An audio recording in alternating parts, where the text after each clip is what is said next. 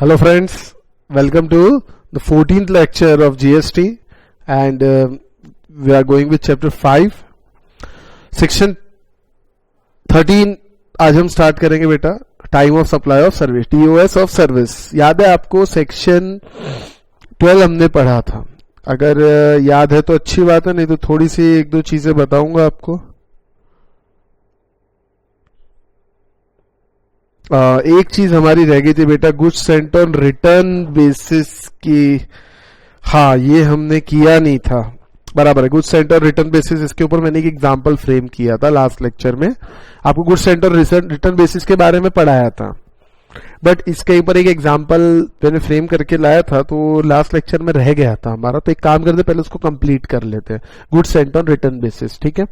तो goods Saint on return basis के लिए क्या पढ़ा, चलिए मैं एक बार रिवाइज करवा देता हूं आपको. Goods Saint on return basis के लिए हमने पढ़ा था, एक सेकेंड, ये देखिए. इन case of goods Saint or taken on approval for sale or return basis, invoice should be issued either before removal के पहले या at the time of supply or 6 months from the date of removal whichever is earlier. तीन चीजें आती हैं यहाँ पे, बराबर है. चलिए अब ये ध्यान में आ गया. अब एक बार जरा उस एग्जाम्पल पे आ जाते बेटा, पूरा पिक्चर क्लियर हो जाएगा.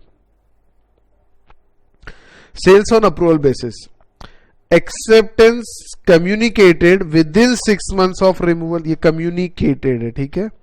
Acceptance communicated within 6 months of removal. Amount पे, ये देखिए सबसे पहले एक्सेप्टेंस कम्यूट हो गया 6 months में. रिमूवल ऑफ गुड्स हुआ 1/11 को. इनवॉइस इशू गुड्स किया 25/11 को और एक्सेप्टेड किया रिसिपिएंट ने 15/11 को.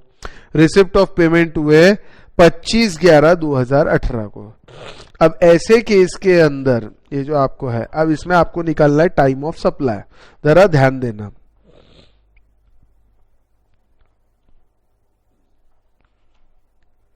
एक सेकेंड, इसके अंदर आपका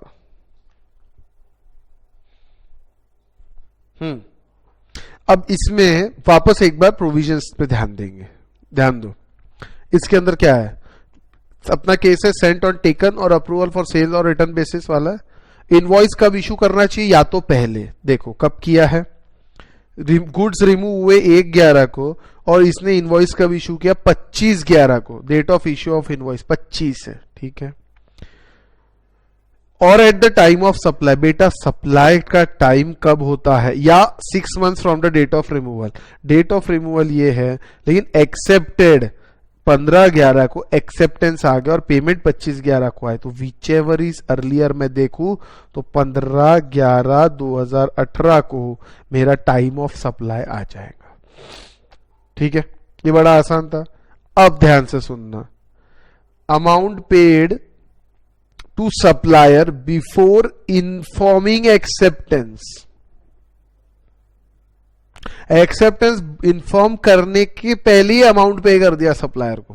बेटा मालूम है कि नहीं पता नहीं, गुड्स जो है उस पे एडवांस अगर मिलता है, मालूम है नहीं क्या, लास्ट लेक्चर में बताया था, गुड्स पे अगर एडवांस दिया जाता है तो उसके अंदर आपको टाइम ऑफ सप्लाई मतलब नहीं आ सकता वो डेट को. एडवांस पे टाइम ऑफ सप्लाई नहीं लगता, TOS नहीं निकालते अपन, बराबर है. अब यहाँ हो क्या रहा है, गुड्स रिमूव हुई 1 तारीख को, इनवॉइस 25 को एक्सेप्ट किया और 12/11 को पेमेंट आया. पेमेंट 12/11 को आया, जबकि एक्सेप्टेंस 15 को हुआ है और पेमेंट पहले आया, यानी एडवांस आया है, ठीक है. अब देखिए नॉर्मल हिसाब से देखा जाए तो 12/11 शुड बी 12/11 रहनी चाहिए आपकी. और अगर नोटिफिकेशन के हिसाब से चले, जो नया नोटिफिकेशन आया था इस चीज के लिए एग्जेम्पशन वाला, तो उसके हिसाब से भैया फिर ये नहीं रहेंगी, तो फिर ये विच एवर इज अर्लियर रहे 15/11 रहेंगी. रूल्स के हिसाब से चले तो 12/11 है, नोटिफिकेशन के हिसाब से चले तो 15/11, जो नोटिफिकेशन आपन ने देखा, ठीक है. एक्सेप्टेंस कम्युनिकेट नहीं किया 6 months में. अगर उसने नहीं बता, गवर्नमेंट ज्यादा कब तक रुकेगी बेटा, सर गवर्नमेंट 6 months तक रुकेंगी, ठीक है. 1/10 रिमूवल हुआ, इशू ऑफ इनवॉइस 15/5/2019, 15/5/2019 को एक्सेप्ट कर लिया, लेकिन 2/5/2019 को पेमेंट रिसिप्ट हुआ था, 2/5/2019 को। देखिए सब 2019 है और ये 2018। एक्सेप्टेंस गवर्नमेंट कब तक रुकेंगे? डेट ऑफ रिमूवल से 6 महीना, तो 10, 11, 12, 1, 2, 3, 6 महीना मार्च में खत्म हो जाते, यानी टाइम ऑफ सप्लाई 1/4/2019। इससे 6 मंथ्स काउंट कीजिए सबसे पहले, तो वो हो जाएगा 1/4/2019। अब इसका ये और इनमें से जो भी 4, तो ये आ गया 1/4/2019। आई बात समझ में? तो ये आपके एक छोटा सा example, goods Saint on return basis, इसको आप बेटा नोट कर सकते हो। ये अपने हो गए थे। आज अपन time of supply normal charge पढ़ेंगे, time of supply service under reverse charge. अच्छा सर एक काम चीज बताइए, चलिए मैं आपको बताता हूँ हमने लास्ट लेक्चर में क्या पढ़ा था, एक बार थोड़ी बात कर लेते हैं इस चीज पे, फिर मजा आएगा। सर आपने पढ़ाया था सेक्शन 12, ठीक है। सेक्शन 12 में अपन ने क्या पढ़ा था बेटा? सर टीओएस, किसका? TOS of goods, TOS of goods पढ़ा था, बराबर है। अब इसके अंदर अपन ने पढ़ा क्या था, जरा ध्यान देना। इसमें अपन ने सबसे पहले नॉर्मल चार्ज के बारे में पढ़ा था, आपको पता है कि नहीं? ध्यान दो। एक अपन ने पढ़ा था नॉर्मल चार्ज, यह अपन ने पढ़ा था सेक्शन 12 सब सेक्शन 2 के अंदर था नॉर्मल चार्ज। उसके बाद अपन ने पढ़ा था रिवर्स चार्ज, ये जो रिवर्स चार्ज है सेक्शन 12 सब सेक्शन 3 के अंदर आता है, बराबर है। उसके बाद अपन ने एक चीज और पढ़ी थी इसी के अंदर, कि अगर नॉर्मल चार्ज के अंदर 1000 रुपीज के ऊपर अमाउंट चले जाता है तो, सॉरी 1000 तक का एडवांस मिलता है, तो 1000 तक का एडवांस मिलता है, तो ये आपने बताया था कि उसको फिर नेक्स्ट इनवॉइस में अप टू 1000 कंसिडरेशन अगर एक्स्ट्रा मिल जाता है। पान वाले का एग्जांपल दिया था, याद है कि पान शॉप का एग्जांपल दिया था, ए भैया पान लाना 500 दिन, 200 बिल हुआ, 500 रुपए दे दिए, 300 ज्यादा दे दिए, नेक्स्ट इनवॉइस में एडजस्ट करने का पावर रहता है। हालांकि गुड्स के लिए प्रोविजन काम का नहीं था, लेकिन सर्विस के लिए काम का। ये 12(2) के अंदर ये पढ़ा था। इसके बाद अपन ने वाउचर का देखा था, याद है क्या? वाउचर में अगर गुड्स दिए जाते तो सेक्शन 12 सब सेक्शन 4 ये पढ़े थे। उसके बाद अपन ने रेसिड्यूअल, इसके अलावा कुछ रहा तो रेसिड्यूअल के बारे में पढ़ा था। क्या पढ़ा था रेसिड्यूअल में? सेक्शन 12 सब सेक्शन 5 के अंदर पढ़ा था। उसके बाद एक वो इंटरेस्ट, पेनल्टी, लेट फी कुछ अगर मिलता है तो, इंटरेस्ट, पेनल्टी या लेट फी, कोई चार्ज अगर हम करते, वो एग्जांपल दिया था इंटरेस्ट वगैरह लेट दिया, तो ये कब मिलता है? एक्चुअल रिसिप्ट के ऊपर, उसको टीओएस डिक्लेयर होता है। ये था 12 सब सेक्शन 6। अब बेटा आपको एक चीज बताता हूं, ये चारों चीजें, अरे नहीं एक रिवर्स चार्ज भी तो पढ़ा था 12(3) रिवर्स, हाँ ये रिवर्स चार्ज, एक सेकेंड, ये तीनों चीजें और ये 1000 वाला, ये 4 चीजें जो है, ये और ये सेम है सर्विसेज के अंदर, सेम, लगभग सेम, पूरा ही सेम। सर्विसेज के अंदर वो सेम फॉर्म में है। क्या सेम है सर? पूरा ही सेम है। यहां पे है section 12 sub section 13 sub section 2, यहां पे है सेक्शन 13 सब सेक्शन 4, यहां है 13(5), यहां है 13(6), पूरा सेम है। यानी ये पढ़ लिया गुड्स के लिए, सेम है सर्विस के लिए। तो फर्क किसमें? फर्क है इसमें। इसका है section 13 sub section 2, 13 sub section 3 services के लिए। दैट मीन्स सेक्शन 12 था टीओएस ऑफ गुड्स, सेक्शन 13 है टीओएस फॉर सर्विस, और इसमें अलग क्या पढ़ना है हमको? एक पढ़ना है नॉर्मल चार्ज और एक पढ़ना है रिवर्स चार्ज, और इसके अंदर 13 सब सेक्शन 2 और 13 सब सेक्शन 3। ये दो नई चीज हमको पढ़ना है। तो सर इतना सही नहीं बेटा, ये दोनों इतने से नहीं है, इसमें बहुत कुछ है। ठीक है ना. Approximately 1 hour will be required for this explanation and after that we will move to the questions which are there in past examination आपके लिए. और मैंने दो बहुत अच्छे illustration भी बनाए हैं बेटा. ये है time of supply of service normal charge, time of supply of service reverse charge. इसके लिए भी ये दो illustration बनाए हैं. ये गुड्स का और सर्विस का वैसे सेम है, बस एक यहाँ पे थोड़ा सा ये थर्ड इसमें थोड़ा चेंज रखा है मैंने. ठीक है, तो देखते हैं, व्यवस्थित है ना. तो चलिए, और आपको पता था गुड्स के अंदर मैंने एक चीज बोला था कि एडवांस अगर मिलता है, गुड्स के केस में एडवांस यदि मिलता है तो उसके अंदर टीओएस नहीं देखा जाएगा, लेकिन सर्विस में एडवांस मिलता है तो कुछ तो भी है. याद होगा ये चीज, एडवांस रिसीव. ठीक है ना. तो चलिए बेटा स्टार्ट करेंगे, ध्यान दीजिए.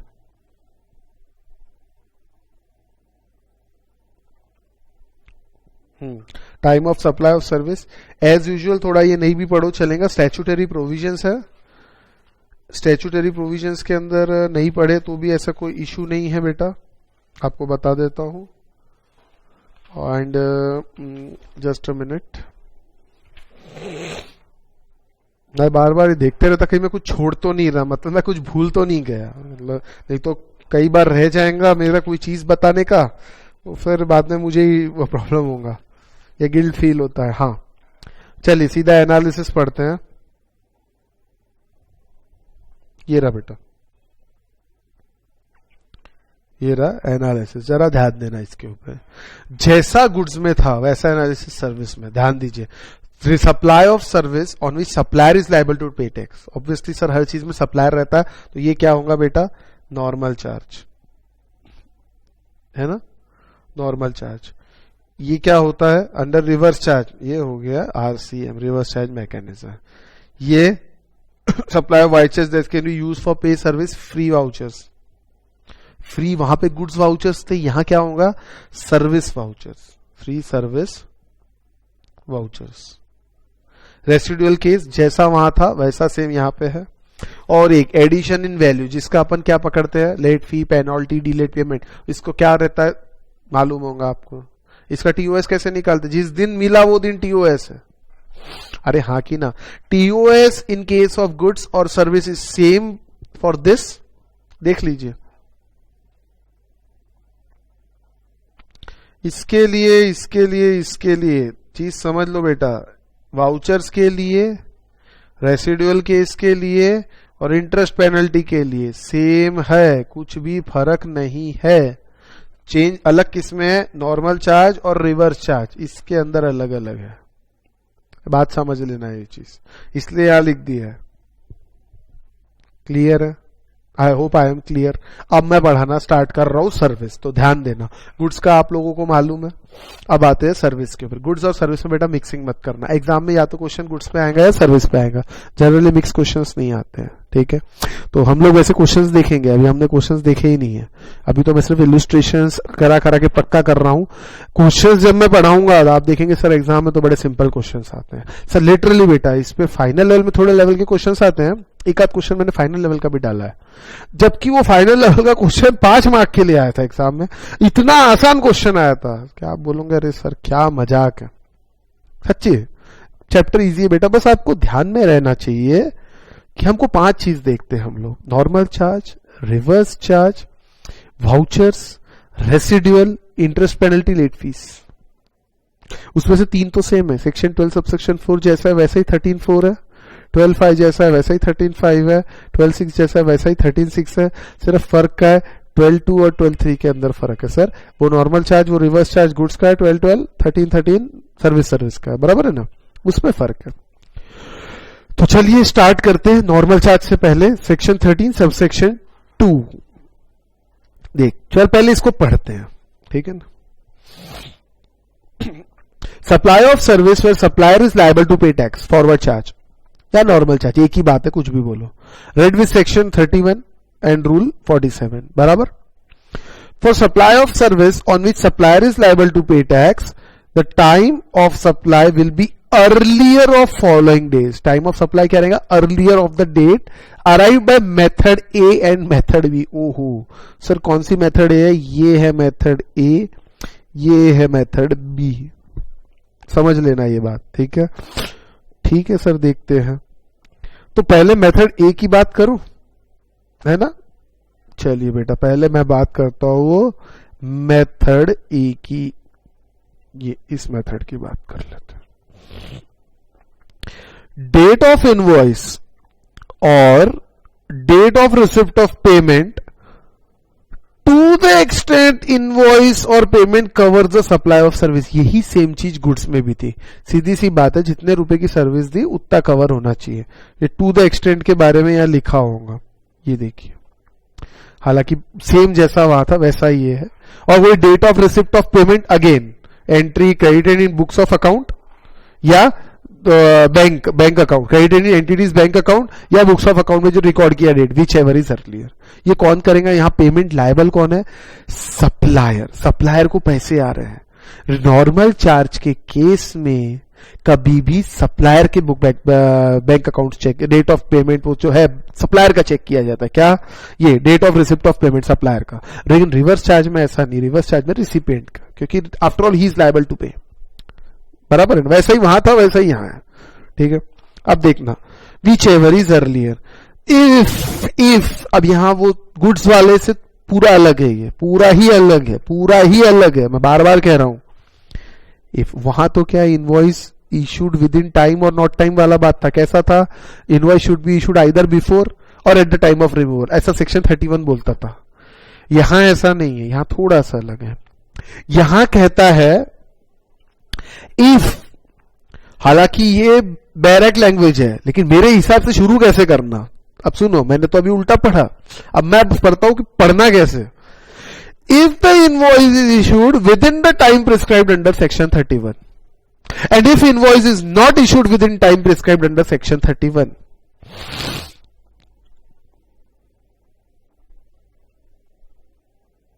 थोड़ा थोड़ा समझा सर आपने क्या कहा? कोई बात नहीं, थोड़ा समझा ना, अच्छी बात है, जरा ध्यान देना बेटा। दो सिचुएशन है आपके पास यहां पे। सर क्या सिचुएशन है? If invoice is issued with in time prescribed under section 31, if invoice is not issued with in time prescribed under section 31। अरे बाप रे, is issued, is not issued.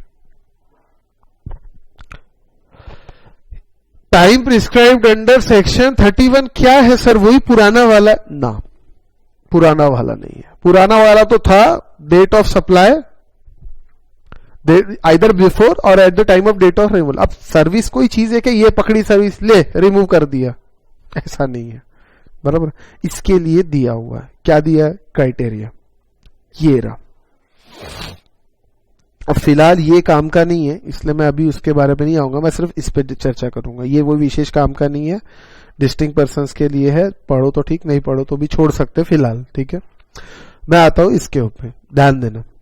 Express section 31 read with rule 47 of CGST rules, tax invoice needs to be issued. आपको tax invoice issue करना पड़ेगा within either before the provision of service, जैसे before the date of removal of goods, और within 30 days from the date of supply of service. Service supply करने के 30 दिन के अंदर इनवॉइस इशू हो जाना चाहिए, या तो सर्विस के पहले।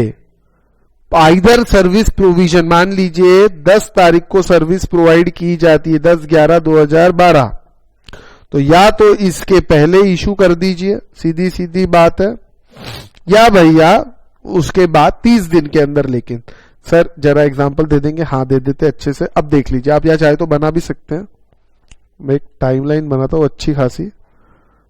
ओहो, एक टाइमलाइन बनाएंगे बेटा।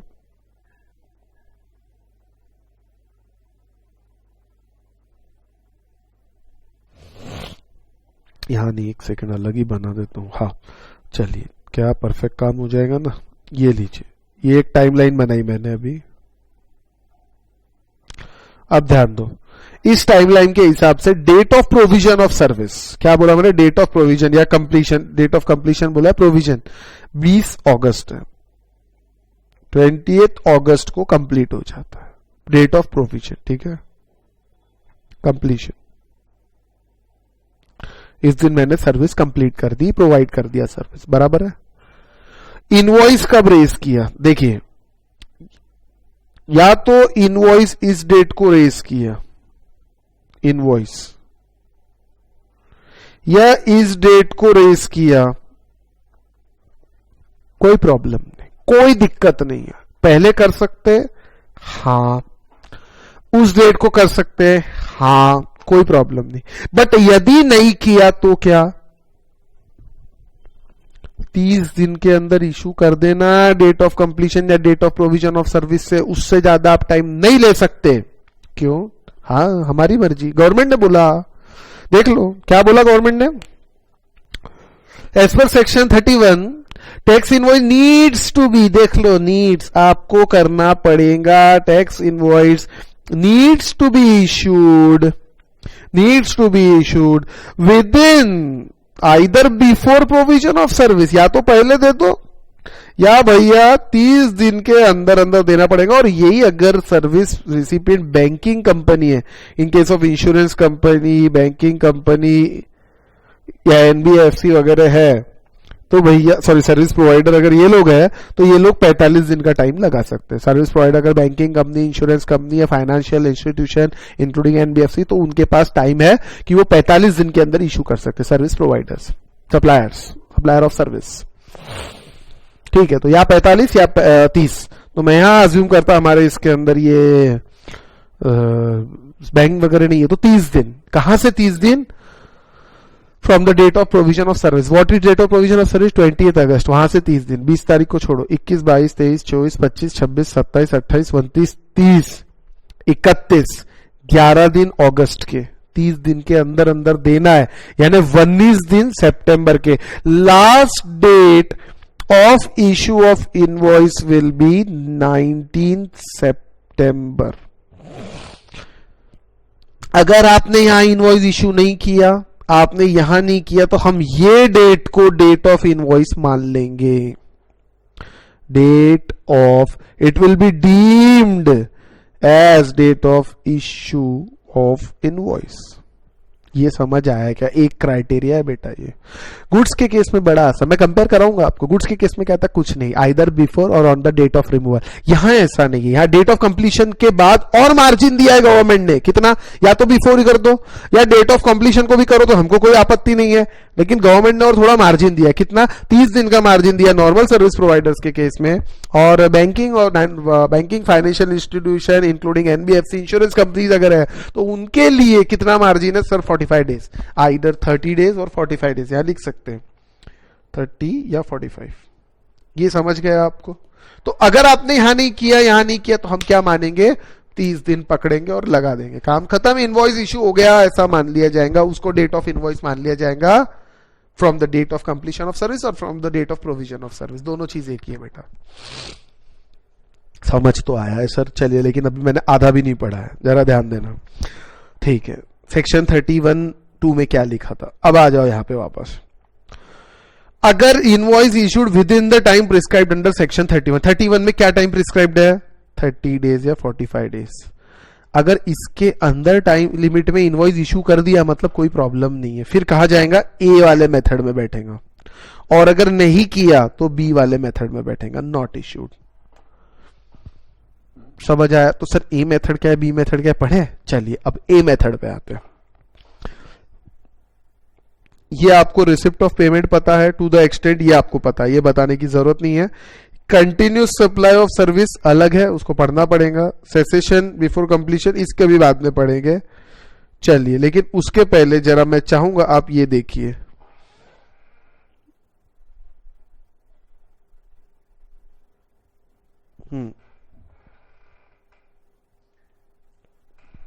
चलिए आप लोगों को ये देखना बहुत जरूरी है, time of supply of service under forward chart, ठीक है, फॉरवर्ड चार्ट फिलहाल। अब देखिए बेटा, मैं सिर्फ अभी आपको इतना पढ़ाता हूं, कितना मैं आपको देखिए मार्किंग करवा रहा हूं, नहीं, just a minute,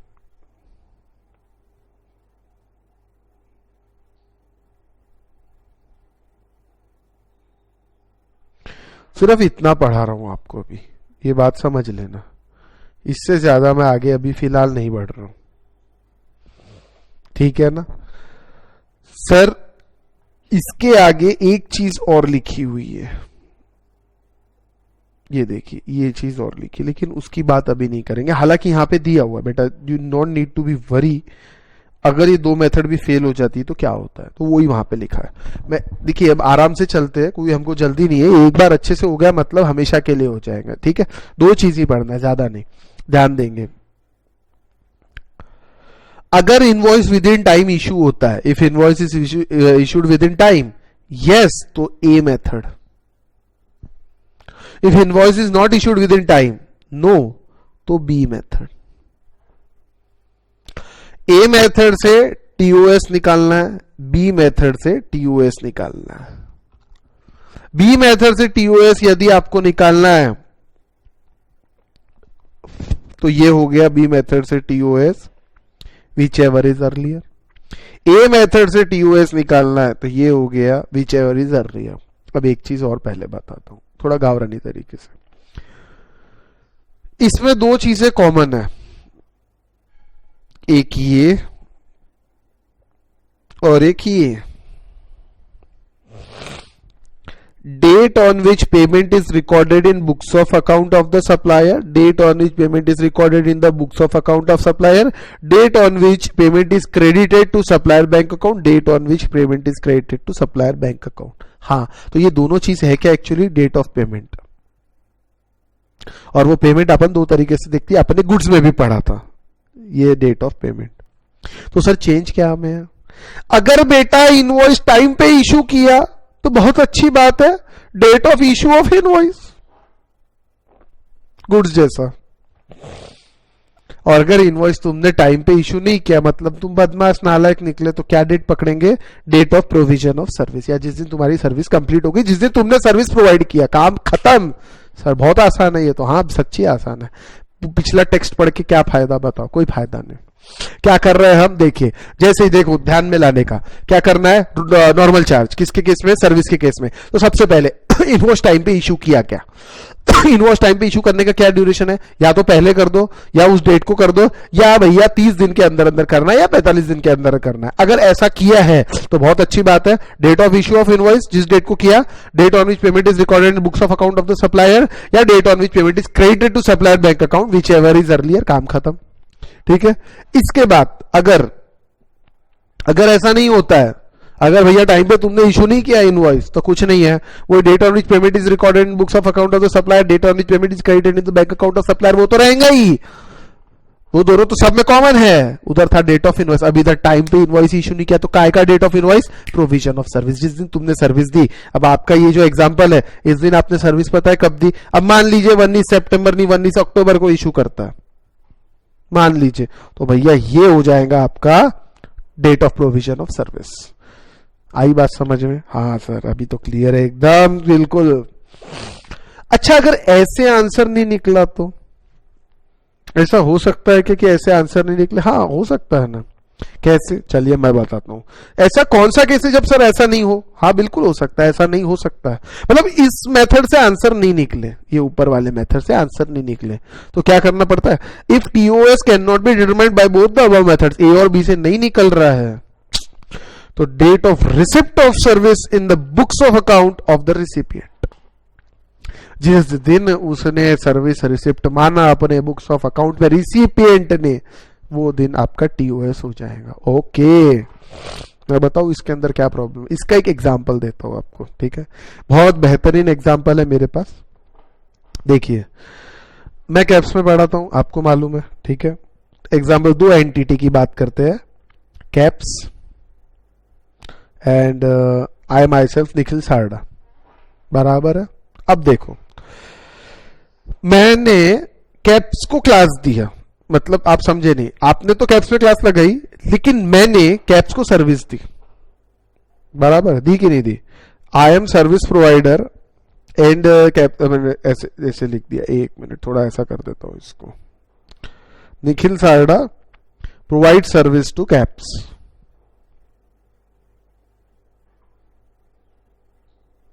service provide की, ये है रिसिपेंट, ये है सप्लायर। अब होता क्या है, ध्यान से सुनना। अब आपकी कहानी पकड़ो। आपकी बैच कब स्टार्ट हुई? फरवरी में, ठीक है ना। बैच स्टार्ट हुई फरवरी में। नोट्स देखिए, मैं कुछ नोट्स लिख रहा हूं, बराबर है। Batch started in Feb.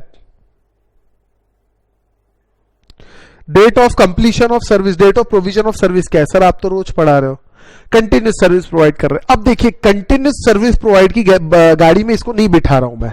Continuous service provide की अगर गाड़ी में बैठना है तो सर्विस जो प्रोवाइड कर रहे हैं वो 3 महीने से ज्यादा होनी चाहिए। हालांकि ऐसा गुड्स में नहीं था, हमने 4-4 दिन का एग्जांपल लिया था। 4 दिन कंटिन्यू गुड्स प्रोवाइड किया मतलब कंटिन्यूस सप्लाई ऑफ गुड्स में बैठ जाएगा। लेकिन for continuous supply of service की डेफिनेशन क्वालिफाई करने के लिए, जो पेज नंबर 291 पे लिखी है आपके नोट्स में, वो क्वालिफाई करने के लिए 3 महीने एक्सीड होना चाहिए। मतलब जो मैं पढ़ा रहा हूं वो 3 महीने से ज्यादा कंटिन्यू आपको पढ़ाते रहना चाहिए। अब मान लो मैं 3 महीने ज्यादा नहीं पढ़ा रहा, कंटिन्यूस का केस में नहीं बैठा रहा मैं अभी, क्योंकि वो तो फिर पूरा गड़बड़ हो जाएगा। नहीं पढ़ाया मैंने, लेकिन आपको सर्विस दी 2.5 महीना। मतलब ये कब तक चली? फेब, मार्च और आधा अप्रैल, 20 अप्रैल तक चली, टिल 20th अप्रैल। अब इसमें होता क्या? फाइनेंशियल ईयर चेंज हो रहा है बेटा। इनकम टैक्स में पढ़े थे अपन ने, फाइनेंशियल ईयर 31 मार्च को चेंज हो जाता है, बराबर है ना बेटा। 31 मार्च को फाइनेंशियल ईयर चेंज हो गया। अब कैप्स में सर मुझे कहते हैं कि निखिल इस बार प्रॉफिट बहुत है बेटा, तू एक काम करना, इनवॉइस दे देना तेरा। अब भी इनवॉइस दे दे। कब दे दे? देखिए, सर्विस प्रोवाइडर के लिए sir invoice can be issued either before और at the time of provision, और नहीं कंप्लीशन नहीं हुआ तो फिर 30 दिन पहले दे सकते, कोई आपत्ति है? नहीं। और अगर पहले दे दिया तो invoice issued within time. हाँ, इनवॉइस इशूड विद टाइम, पहले दिया भैया, विद इन टाइम क्या, पहले दे दिया। हाँ, और अगर ऐसा हुआ तो क्या होगा? विद इन टाइम, यस, तो date of issue of invoice पहले हो जाएंगी। पेमेंट तो सर मुझे बाद में देंगे, पेमेंट सर बाद में देंगे, पूरा बैच खत्म होने के बाद पेमेंट मिलेगा। लेकिन मेरे हिसाब से ये हो जाएगा टाइम ऑफ सप्लाई, सर के हिसाब से टाइम ऑफ सप्लाई हो जाएगा तो जीएसटी हो, जीएसटी लायबिलिटी हो जाएंगी। चीज समझ रहे नहीं समझ रहे? ठीक है ना। अब ऐसे केसेस के अंदर ध्यान देना जरा। मैं क्या कहता हूं सर को, नहीं सर मैं अभी इनवॉइस नहीं देता, क्योंकि सर अगर मैंने इनवॉइस दे दिया तो मुझे मेरी पर्सनल इनकम में इस साल ये एंट्री रिकॉर्ड करना पड़ेगा, और वैसे ही मेरी इनकम इस साल बहुत ज्यादा है, एग्जांपल दे रहा हूं, ठीक है, इनकम बहुत ज्यादा हो गई, मैं वैसे ही 30% के स्लैब में पहुंच जाऊंगा। नहीं तो सर बोलते हैं मेरी भी इनकम बहुत ज्यादा हो गई, मुझे खर्चे बुक करना है। क्या करना है? एक्सपेंस बुक करना है। तो एक्सपेंस सर को बुक करना है, तो उस केस के अंदर सर क्या करेंगे? फिर आप चीज समझ रहे? सर को एक्सपेंस बुक करना है, तो एक्सपेंस बुक करना है तो सर क्या करेंगे? बोलेंगे नहीं तू अभी इनवॉइस दे दे। अभी इनवॉइस दे देगा मैं तो टीओएस इस साल में आ जाएगा, और अगर मैंने इनवॉइस नहीं दिया तो फिर तो वो वही टाइम पे नहीं दिया तो फिर क्या होता है आपको पता है, ये वाली सर्विस सब गाड़ी में तो ये अगले साल पे चली जाएंगी बात। अब अगर समझ लीजिए इसके अंदर मैं नहीं माना, मैं इनवॉइस नहीं देता हूं, सर बोलते नहीं दे दे। अब सर ने अगर, समझ लेना ये बहुत जाती है, मन नहीं मानेगा आपका लेकिन मान लेना, सर ने अगर बुक्स ऑफ अकाउंट में, किसके बुक्स ऑफ अकाउंट? कैप्स के बुक्स ऑफ अकाउंट में एंट्री ले ली,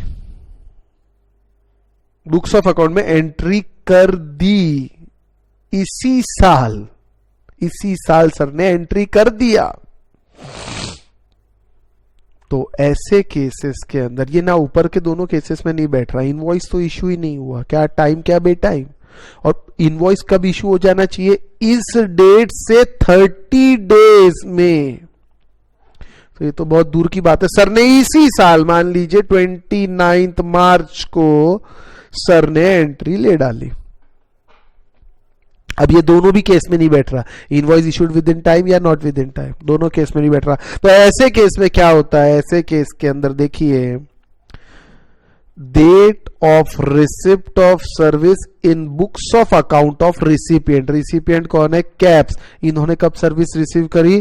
date of receipt of service in books of account. उन्होंने अपने बुक्स ऑफ अकाउंट में कब लिया? ये। तो ये हो जाएगा बेटा टीओएस। सर ये तो ज्यादती है। हाँ ज्यादती है। उसने गड़बड़ करी, किसने? सर्विस रेसिपिएंट ने। तो आप गए, तुम तो गए हो, निखिल सारडा गए हो। मेरे को फिर मेरे इसमें लेना पड़ेगा। टाइम ऑफ सप्लाई वो मान लिया जाएगा। टाइम ऑफ सप्लाई मान लिया, मतलब निखिल सारडा को अप्रैल महीने में जीएसटी का पेमेंट करना पड़ेगा। पेमेंट करना पड़ेगा तो इसी साल की इनकम में भी रिकॉर्ड करना पड़ेगा। आ रहा क्या? ख्याल में आ रहा क्या कुछ? हाँ, तो ऐसा केस हो सकता है। तो मैंने एग्जांपल दिया जस्ट आपको कि ऊपर के दोनों ए और बी में नहीं बैठा, तो यहाँ ऐसा फिर रेसिडुअल। तो भैया फिर बुक्स ऑफ अकाउंट में जब एंट्री ली, किसने एंट्री ली? सर्विस रिसिपिएंट ने। काम खत्म, ले लेने का। समझ आया ये बेटा पूरा आपको? ये है पूरी कहानी अंडर फॉरवर्ड चार्ज। रिवर्स का पढ़ते हैं बाद में। 13 सबसेक्शन 2 है बेटा ये rate of receipt of payment ये जैसा वहां था वैसा ही सेम है, इसमें कुछ नया नहीं है। चलिए अब मैं आता हूं सबसे पहले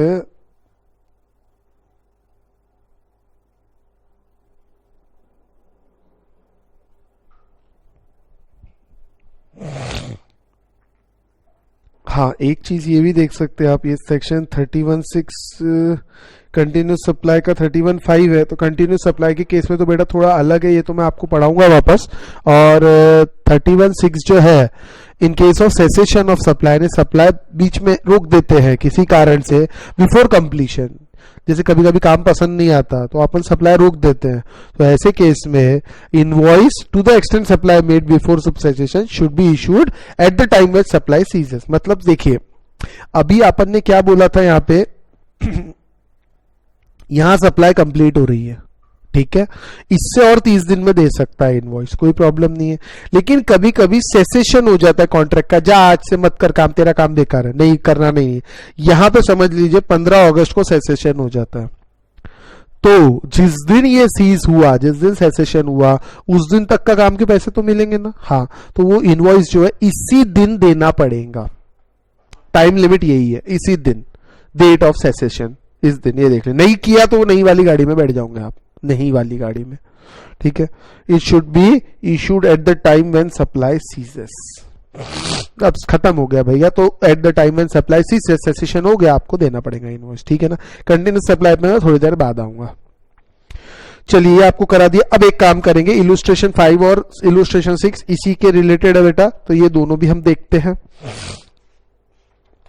अब ज्यादा बचा नहीं है हमारा, थोड़ा सा है ये, उसके बाद क्वेश्चन से 1 घंटे में हमारा लेक्चर कंप्लीट हो जाएगा मोस्ट प्रोबेबली, आई थिंक। हाँ, तो जरा ध्यान दीजिए। Determination of time of supply for given information. 6 मई booking of convention hall, sum agreed 15,000, advance 3,000 received. अब एडवांस का क्या करना है ये भी आप लोगों को यहाँ पे समझ में आ जाएगा बेटा। वहां पे एडवांस में प्रॉब्लम थी, यहां प्रॉब्लम नहीं है। देखो कैसे, चीज समझो। ये एक क्वेश्चन में देखिए, गुड्स के अंदर अगर एडवांस पेमेंट हुआ तो टीओएस नहीं लगता, ये आपको मालूम था। एडवांस का कोई एग्जेम्पशन था एडवांस को, एडवांस पे टीओएस नहीं। यहां पे ऐसा नहीं है, ये क्वेश्चन में ये चीज पता चलेगी। तो अपन ने जैसा पढ़ा नॉर्मल चार्ज, बस वैसा ही ध्यान दो। आप भूल जाओ एडवांस मिला क्या हुआ, तेल लगाने गया, ठीक है, ध्यान देना मैं जैसा बोल रहा वैसा। 15 सितंबर को फंक्शन होने वाला है उस कन्वेंशन हॉल में, यानी डेट ऑफ सर्विस क्या हुई बस ये बताओ। सर डेट ऑफ सर्विस हुई 15 सितंबर, date of completion of service या डेट ऑफ सर्विस बराबर। 27 अक्टूबर को invoice issued for 15,000 indicating balance 12,000 payable, बराबर है। 15,000 का इनवॉइस दिया, कब दिया इनवॉइस? 27 अक्टूबर को। Is invoice issued within time? No, not at all. और 3 नवंबर को ये बैलेंस पेमेंट 12,000 का मिला। अब बेटा एक चीज समझ लेना, यहां 2 कॉन्ट्रैक्ट है, एडवांस मिला ना, 2 कॉन्ट्रैक्ट है। टोटल 15,000 का हमारा सर्विस है, इसको 2 पार्ट में बाइफरगेट करो, एक 3,000 का, एक 12,000 का।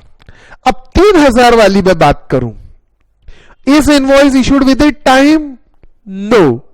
देखो अब एक चीज ध्यान रखना, एडवांस पे जो 6 मई को एडवांस मिला before the date of provision, तो टीओएस जो है एडवांस पे आएगा। इन केसेस के अंदर टीओएस एडवांस के ऊपर आएगा। जरा ध्यान दो, एज पर सेक्शन 30 सबसेक्शन 2 रेडविल रूल्स सीधे tax invoice is to issued within 30 days for supply of service. अभी आपको बताया given case invoice is not issued within the prescribed time limit. देखो इनवॉइस इशू किया क्या ना, as पर section 13(2)(b) in case where invoice is not issued, यानी B वाला, within prescribed time, TOS is date of provision service और receipt of payment whichever is earlier. ये देख लो क्या है TOS, date of provision of service और date of payment. बोल अरे है ना, ये देख लो। और डेट ऑफ पेमेंट को 2 पार्ट में अपन लिखते हैं, विच एवर इज अर्लियर, सीधी बात है। अब इन तीनों में से whichever is earlier, date of payment कब मिला? 6 मई को मिला, ये दोनों का 6 मई। और प्रोविजन ऑफ सर्विस कब है? 15 सितंबर। विच एवर इज अर्लियर, जल्दी बताओ। For to the extent service provided, to the extent payment received, date of receipt of payment, ये देख लो भैया। To the extent payment covers the supply of service, वो वाली बात है। अब देखना यहां पे to the extent payment received के लिए क्या 3000, 6 मई is the date of payment of 3000 as is earlier then provision of service. और बचे 12000 के लिए कौन सी डेट हो जाएंगी? 15 सितंबर और डेट ऑफ पेमेंट कितना? 3 नवंबर, विच एवर इज अर्लियर। देख ली date of provision of service और payment whichever is earlier. यहां हो जाएंगी 15 सितंबर तो वही रहेंगी, यहां हो जाएंगी 3 नवंबर। ये किसके लिए? बचे 12000 के लिए, तो विच एवर इज अर्लियर 15 सितंबर। बचे 12000 के लिए 15 सितंबर is TOS, time of supply of service. आई बात समझ में? ठीक है। अब एक और इलस्ट्रेशन कराऊंगा बेटा, ध्यान देना अच्छे से। Investigation shows that ABC and company carried out service of cleaning and repairs of tank in an apartment complex, for which apartment owners association showed a payment of cash on 4th April to them against work of description। मतलब हो क्या रहा है?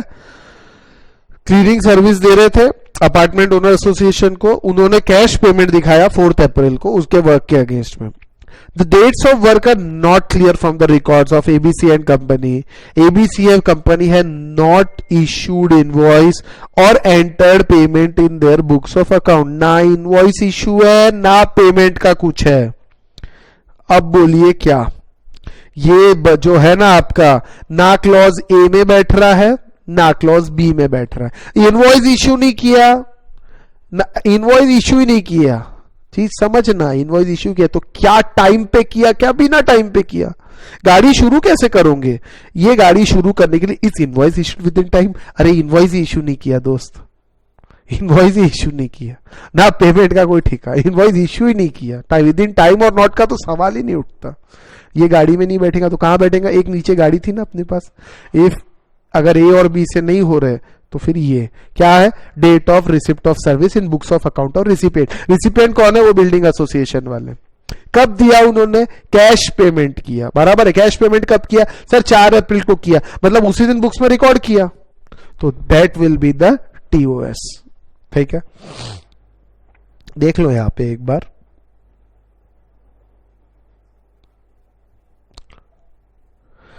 The time of supply cannot be determined, the time of TOS cannot be determined by provision clause A और B। A और B से पता नहीं चलेगा, मैंने कैपिटल लिख दिया बेटा, है ये small. Neither invoice has been issued nor date of service has been available। Date of receipt of payment in books of account कुछ अवेलेबल नहीं है। Therefore TOS will be determined by clause C, that is date on which receipt of service shows, recipient of service shows receipt of service in its books of account। Who is recipient? ये है आपका apartment owner association. उन्होंने कब दिखाया? उसके उनके records में उन्होंने पेमेंट शो कब किया? 4 अप्रैल को। तो ये 4 अप्रैल हो गया आपका TOS। वही बात समझ में? एक्सेस पेमेंट अप टू 1000, ये भी सेम है बेटा। देखिए एडवांसेस के ऊपर टैक्स लगता है जीएसटी के अंदर, सर्विसेज में ये आपको बता दिया टीओएस आता है, लेकिन ये 5,000 रुपए तक है तो उसको नेक्स्ट बिल में एडजस्ट आप कर सकते हैं। आपके पास ऑप्शन रहता है of taking invoice date as time of supply. Telephone के केस का एक एग्जांपल है, 5,000 मिलता है बिल जबकि 4800 का था, तो ये जो 200 रुपए का एक्सेस अमाउंट है ये नेक्स्ट इनवॉइस में एडजस्ट होता है, ठीक है। तो उसके लिए टीओएस क्या होगा, नेक्स्ट इनवॉइस जब रेज होगा in relation to 200 received in excess against earlier invoice, तो इसका वही पेमेंट पीओ, इसका जो टीओएस है वो अगला इनवॉइस की डेट रहेंगी, ये नहीं। लेकिन ये कब तक गाड़ी चलेंगी, 1000, अगर 1000 के ऊपर चला जाता है एक्सेस पेमेंट अप टू 1000 भी चलेगा, 1001 भी हो गया तो भैया फिर आपको अभी के अभी टीओएस लेना पड़ेगा। डेट ऑफ इनवॉइस बाद में होंगी, डेट ऑफ पेमेंट अर्लियर हो गया, एडवांस रिसिप्ट हो गया, टीओएस आ जाएगा। मतलब आप समझ रहे हैं। अब ये 5000 की जगह मान लीजिए ये 5000 देता, अर्थात अगर ये 5000 नहीं 6000 भर देता तो अब ये 1200 हो जाता, और अगर ये 1200 हो जाता तो अभी के अभी टीओएस आता। अभी के अभी टीओएस मतलब डेट ऑफ इनवॉइस जो आपने नहीं दिया, ठीक है। इनवॉइस नहीं दिया तो सॉरी इनवॉइस टाइम पे नहीं दिया, या आपको अभी के अभी टाइम पे इनवॉइस इशू करना पड़ेगा, और अगर आपने टाइम पे इनवॉइस नहीं दिया तो सीधी सी बात है आपको टाइम पे नहीं दिया, मतलब date of provision of service और पेमेंट रिसीव बीच एवरेज लिया, पेमेंट अब बीच मिल गया 1200 का, तो आज के आज टीओएस आ जाएगा। ये बात समझ लेना, ठीक है। अब सबसे इंपॉर्टेंट पे आता हूं रिवर्स चार्ज, लेकिन उसके पहले एक काम हम करेंगे। रिवर्स चार्ज तो ठीक है, इसके इलस्ट्रेशन भी दिए। हाँ बेटा ये बता देता आपको, वाउचर्स, रेसिडुअल केस और ये इंटरेस्ट पेमेंट वगैरह, ये बेटा सेम है जैसा वहां पे देखा था, और ये भी आपके लिए है, चार्ट है। और आपके लिए बेटा बहुत सारे सॉल्व क्वेश्चंस है, समझ में आई बात नहीं आई, सॉल्व क्वेश्चंस है with illustration, total 11 solve questions है, इसमें एग्जाम ओरिएंटेड भी और सारे मॉड्यूल के क्वेश्चंस कवर्ड है, तो आपको ये आप देख सकते हैं। उसके पहले अभी तो खत्म नहीं हुआ सर, आप तो बहुत आगे चले गए। हाँ मैं आगे चला गया, अभी पहले नॉर्मल चार्ज के कुछ क्वेश्चंस कर लें। सर्विस के केस में नॉर्मल चार्ज का ये रहा, TOS of supply of service in case of normal charge. तो चलिए बेटा ये स्टार्ट करते हैं। Date of provision of service, first case देखिए, ठीक है। फर्स्ट केस के अंदर ये हमारा फर्स्ट केस है। फर्स्ट केस 15/6/2018 को date of provision of service, invoice कब दिया, 12/6/2018। लास्ट डेट ऑफ इनवॉइस क्या थी, date of provision of service से 30 दिन, कितना होता है, विद इन 30 डेज, 6 तारीख तक उसने दे देना चाहिए था, बराबर है। 6 तारीख कैसे आया, 16 तारीख तक दे देना चाहिए, कैसे आया, 15 का दिन छोड़ दो, 16, 17, 18, 19, 20, 21, 22, 23, 24, 25, 26, 27, 28, 29, 30, 15 दिन, और 15 दिन 30 दिन, 30 दिन के अंदर अंदर, यानी 16/7/2018 लास्ट डे ऑफ इनवॉइस हो गया, बराबर है। Date of receipt of payment 1/8 और ये भी 1/8 है, दोनों क्रेडिट हुआ। अब मुझे ये बताइए टाइम ऑफ सप्लाई क्या होगा, सोच के देखना। इसके अंदर क्या है, इनवॉइस कब इशू किया, सर इनवॉइस पहले ही इशू कर दिया, यानी इनवॉइस विद इन टाइम है, हाँ ए वाली गाड़ी में, तो this whichever is earlier, क्या 12/6 है सर, लिख दो 12/6/2018। अरे समझ आया होगा ये, ठीक है। सेकेंड केस क्या है, सेकेंड केस के अंदर 15/6 last date, is invoice within time, yes. ये विच एवर इज अर्लियर क्या है, वही 15/6 लिख देता हूं फिर से। अब देखना जरा ध्यान से, 15/7 इनवॉइस कब इशू किया, 20/8। What is last day for provision of service, 16/8। Is invoice issued within time, no. तो date of date of provision of service किधर गया, 15/7। ये और ये विच एवर इज अर्लियर क्या है, 15/7। समझ आ रहा होगा आपको, ठीक है ना। इसके बाद date of provision of service 1/5, date of invoice 1/5, ठीक है। 2/6 लास्ट डेट, ठीक है, इससे 30 दिन बाद। और ये है आपका 10/4/2018 पेमेंट पहले मिला, और 13/4/2018 क्रेडिट बुक्स, और whichever is earlier this और this whichever is earlier 10/4 okay 10/4/2018। अब ध्यान से देखना दोस्तों, यहां पे पार्ट पेमेंट वाले केस है दोनों भी, ठीक है। 19/6 को date of provision of service, 19/6 को date of invoice, last date 20/7, ठीक है। पार्ट पेमेंट 21/6 को हुआ और वो बुक क्रेडिट भी 21/6 को हुआ, और बचा पेमेंट 20/7 को हुआ, 2/7 को हुआ, क्रेडिट भी 2/7 को। बेटा दो पार्ट में देखना पड़ेगा इस ट्रांजेक्शन को। 21/6 वाले, अब आप इसके अंदर this date of invoice, this और this whichever is earlier, और सेकेंड केस में दिस और this whichever is earlier. दोनों भी केसेस में आपका आंसर आने वाला है 19/6/2018। इसमें भी 19/6/2018 आपका TOS आएगा। इसके बाद अब इसको देखिए, लास्ट केस को 19/6/2018 है, ठीक है। तो आपका date of provision of service, 2/7/2018 आपका date of invoice. Is invoice issued within time, yes invoice issue कर दिया, ठीक है। लेकिन आपको एडवांस पेमेंट पहले ही मिल गया था 21/5/2018, और पेमेंट तो बुक एंट्री आपकी इस डेट को थी, लेकिन क्रेडिट हुआ था 19/5 को। विच एवर इज अर्लियर, क्या क्या, डेट ऑफ इनवॉइस क्या अर्लियर है sir, 19/5।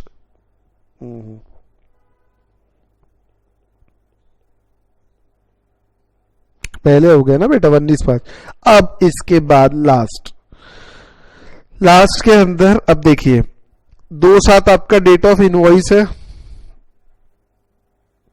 Invoice issued within time, हाँ yes invoice issued within time, और पेमेंट कब हुआ 2/8/2/7 whichever is earlier. Answer क्या आएगा, ऑब्वियसली 2/7। आई होप ये समझ में आया, ये आंसर्स है। तो बेटा इसको पॉज करके आप लोगों ने नोट करना चाहिए, और ये जितने मैंने यहाँ एग्जांपल्स लिए हैं ये आपको रिवाइज करते टाइम पे बहुत हेल्प करेंगे। वैसे 2 सॉल्व्ड एग्जांपल भी दिए हैं थोड़े बड़े बड़े, लेकिन ये और ज्यादा सटीक है, मतलब रिलेटेड टू द टॉपिक। जैसे TOS for supply of goods, normal charge, TOS for supply of service, normal charge, TOS for supply of goods, reverse charge, TOS for supply of service, reverse charge, ये भी चीजें हैं। अब ये बाकी है बस हमारा, ठीक है ना। और इसके अलावा ये भी ले लिए continuous supply of goods, continuous supply of service में भी रहता था, लेकिन बेटा वो रेलेवेंट नहीं है, ये फाइनल लेवल पे है। हालांकि कंटिन्यूस सप्लाई ऑफ सर्विस के बारे में यहाँ पे थोड़ा सा है, ऐसा नहीं है, तो वो तो मैं आप लोगों को पढ़ाऊंगा, लेकिन इसका जो प्रॉब्लम है बहुत हाई लेवल हो जाता है। सीए फाइनल लेवल पे है, तो इसलिए अभी पढ़ा के उसको कोई मतलब नहीं, दैट्स व्हाई। वैसे तो कंटिन्यूस सप्लाई ऑफ गुड्स भी नहीं भी पढ़ाया चलता, लेकिन ठीक है। ये है गुड सेंटर रिटर्न बेसिस, ये आप लोगों को पढ़ाया, ठीक है ना। तो अभी एक अपना रिवर्स चार्ज बच रहा है, तो चलिए रिवर्स चार्ज पे भी आएंगे हम। हाँ ये रहा अपना बेटा रिवर्स चार्ज। इसके अंदर एक चीज नहीं है थोड़ी सी, import of service between associated person, तो उसके बारे में देखेंगे, कोई बात नहीं। लेकिन उससे पहले जरा रिवर्स चार्ज का क्या हिसाब है पढ़ लेते हैं, बड़ा आसान है, बड़ा आसान है। गुड्स के अंदर रिवर्स चार्ज क्या था आपको याद है क्या? नहीं याद है तो याद दिलाएंगे।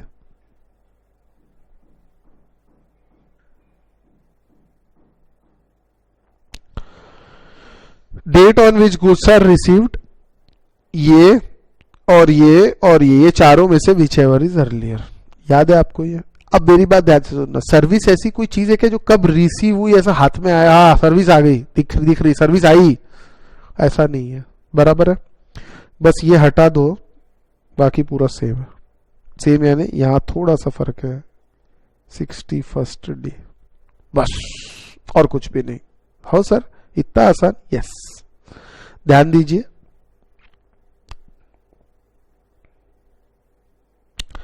Time of supply of service under reverse charge, date on which payment is recorded in books of account of recipient of service, service recipient ने, वहां पे सर्विस प्रोवाइडर था या रिसिपिएंट है, रिवर्स चार्ज में obviously recipient is liable to pay the tax, आपको मालूम है ये चीज, रिवर्स चार्ज की कहानी पूरी बताई हुई है। In reverse charge service recipient is liable to pay the tax, that means date on which payment is recorded in books of account of the recipient, या date on which payment is debited from the bank account of the recipient, या 61st day from the issue of invoice by the supplier.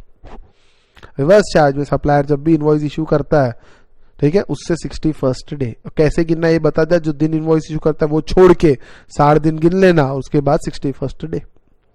और अगर इससे भी नहीं निकला तो, ये पैरामीटर से अगर नहीं निकला तो सप्लाई क्या रहेगा, date of entry of service in books of account of recipient. उसमें सप्लायर के बुक्स ऑफ अकाउंट में था या रिसिपिएंट, याद कर लो, ये रहा, ये देख लो, सॉरी रिसिपिएंट ही, इसमें भी रिसिपिएंट है।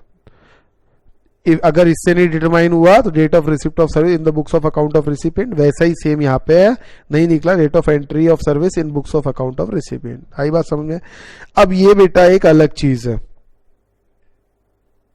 ये जो आपकी एक चीज है ये अलग है,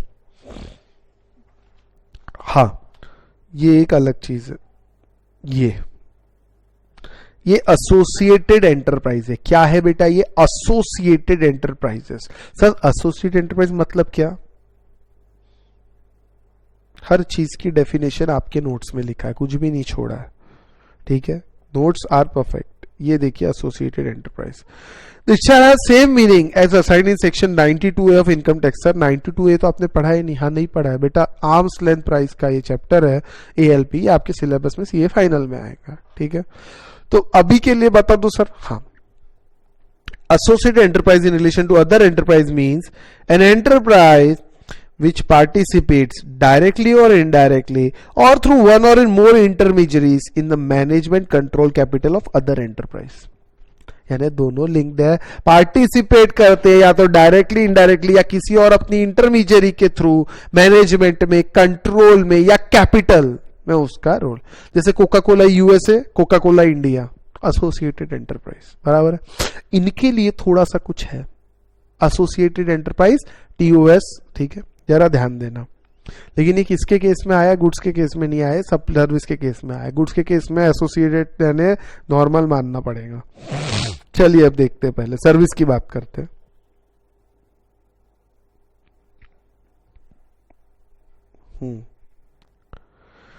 Import of service between associated enterprise. In case service received from associated enterprise located outside India, TOS will be date of payment for service or date of entry of service in the books of account of recipient, जो कि India में है, whichever is earlier। ये देख लो, इसका क्या रहेगा? Date of payment of service, जिस दिन पैसे आ जाते हैं, date of entry of service in books of account whichever is earlier। दो में से सिंपल, एकदम सिंपल। चलिए इलुस्ट्रेशन 7 देखेंगे बेटा। रिवर्स चार्ज आप लोगों को समझ में आ गया? हाँ। इलुस्ट्रेशन 5 और 6 मैंने करवा दिया, हाँ। अब बचा क्या? Completion continuous supply of service बचा है, मुझे मालूम है, उसका टेंशन मत लो, वो कराता हूँ। और हाँ बाकी तो हो गया। चलिए डिटरमाइन द, अब रिवर्स चार्ज, चलिए पहले रिवर्स चार्ज का जो मैंने क्वेश्चन फ्रेम किया आप लोगों के लिए वो देख लेते हैं, वो ज्यादा बेटर। ये रहा, दो ही है बेटा, ज्यादा नहीं है, जरा सा ध्यान देना, बहुत आसान है, सोच के। Date of service provision 1/10, date of issue of invoice 1/10, 61 days after invoice issue, ये ठीक है। Date of payment 3/10, 4/10। क्या invoice within time issue हुआ?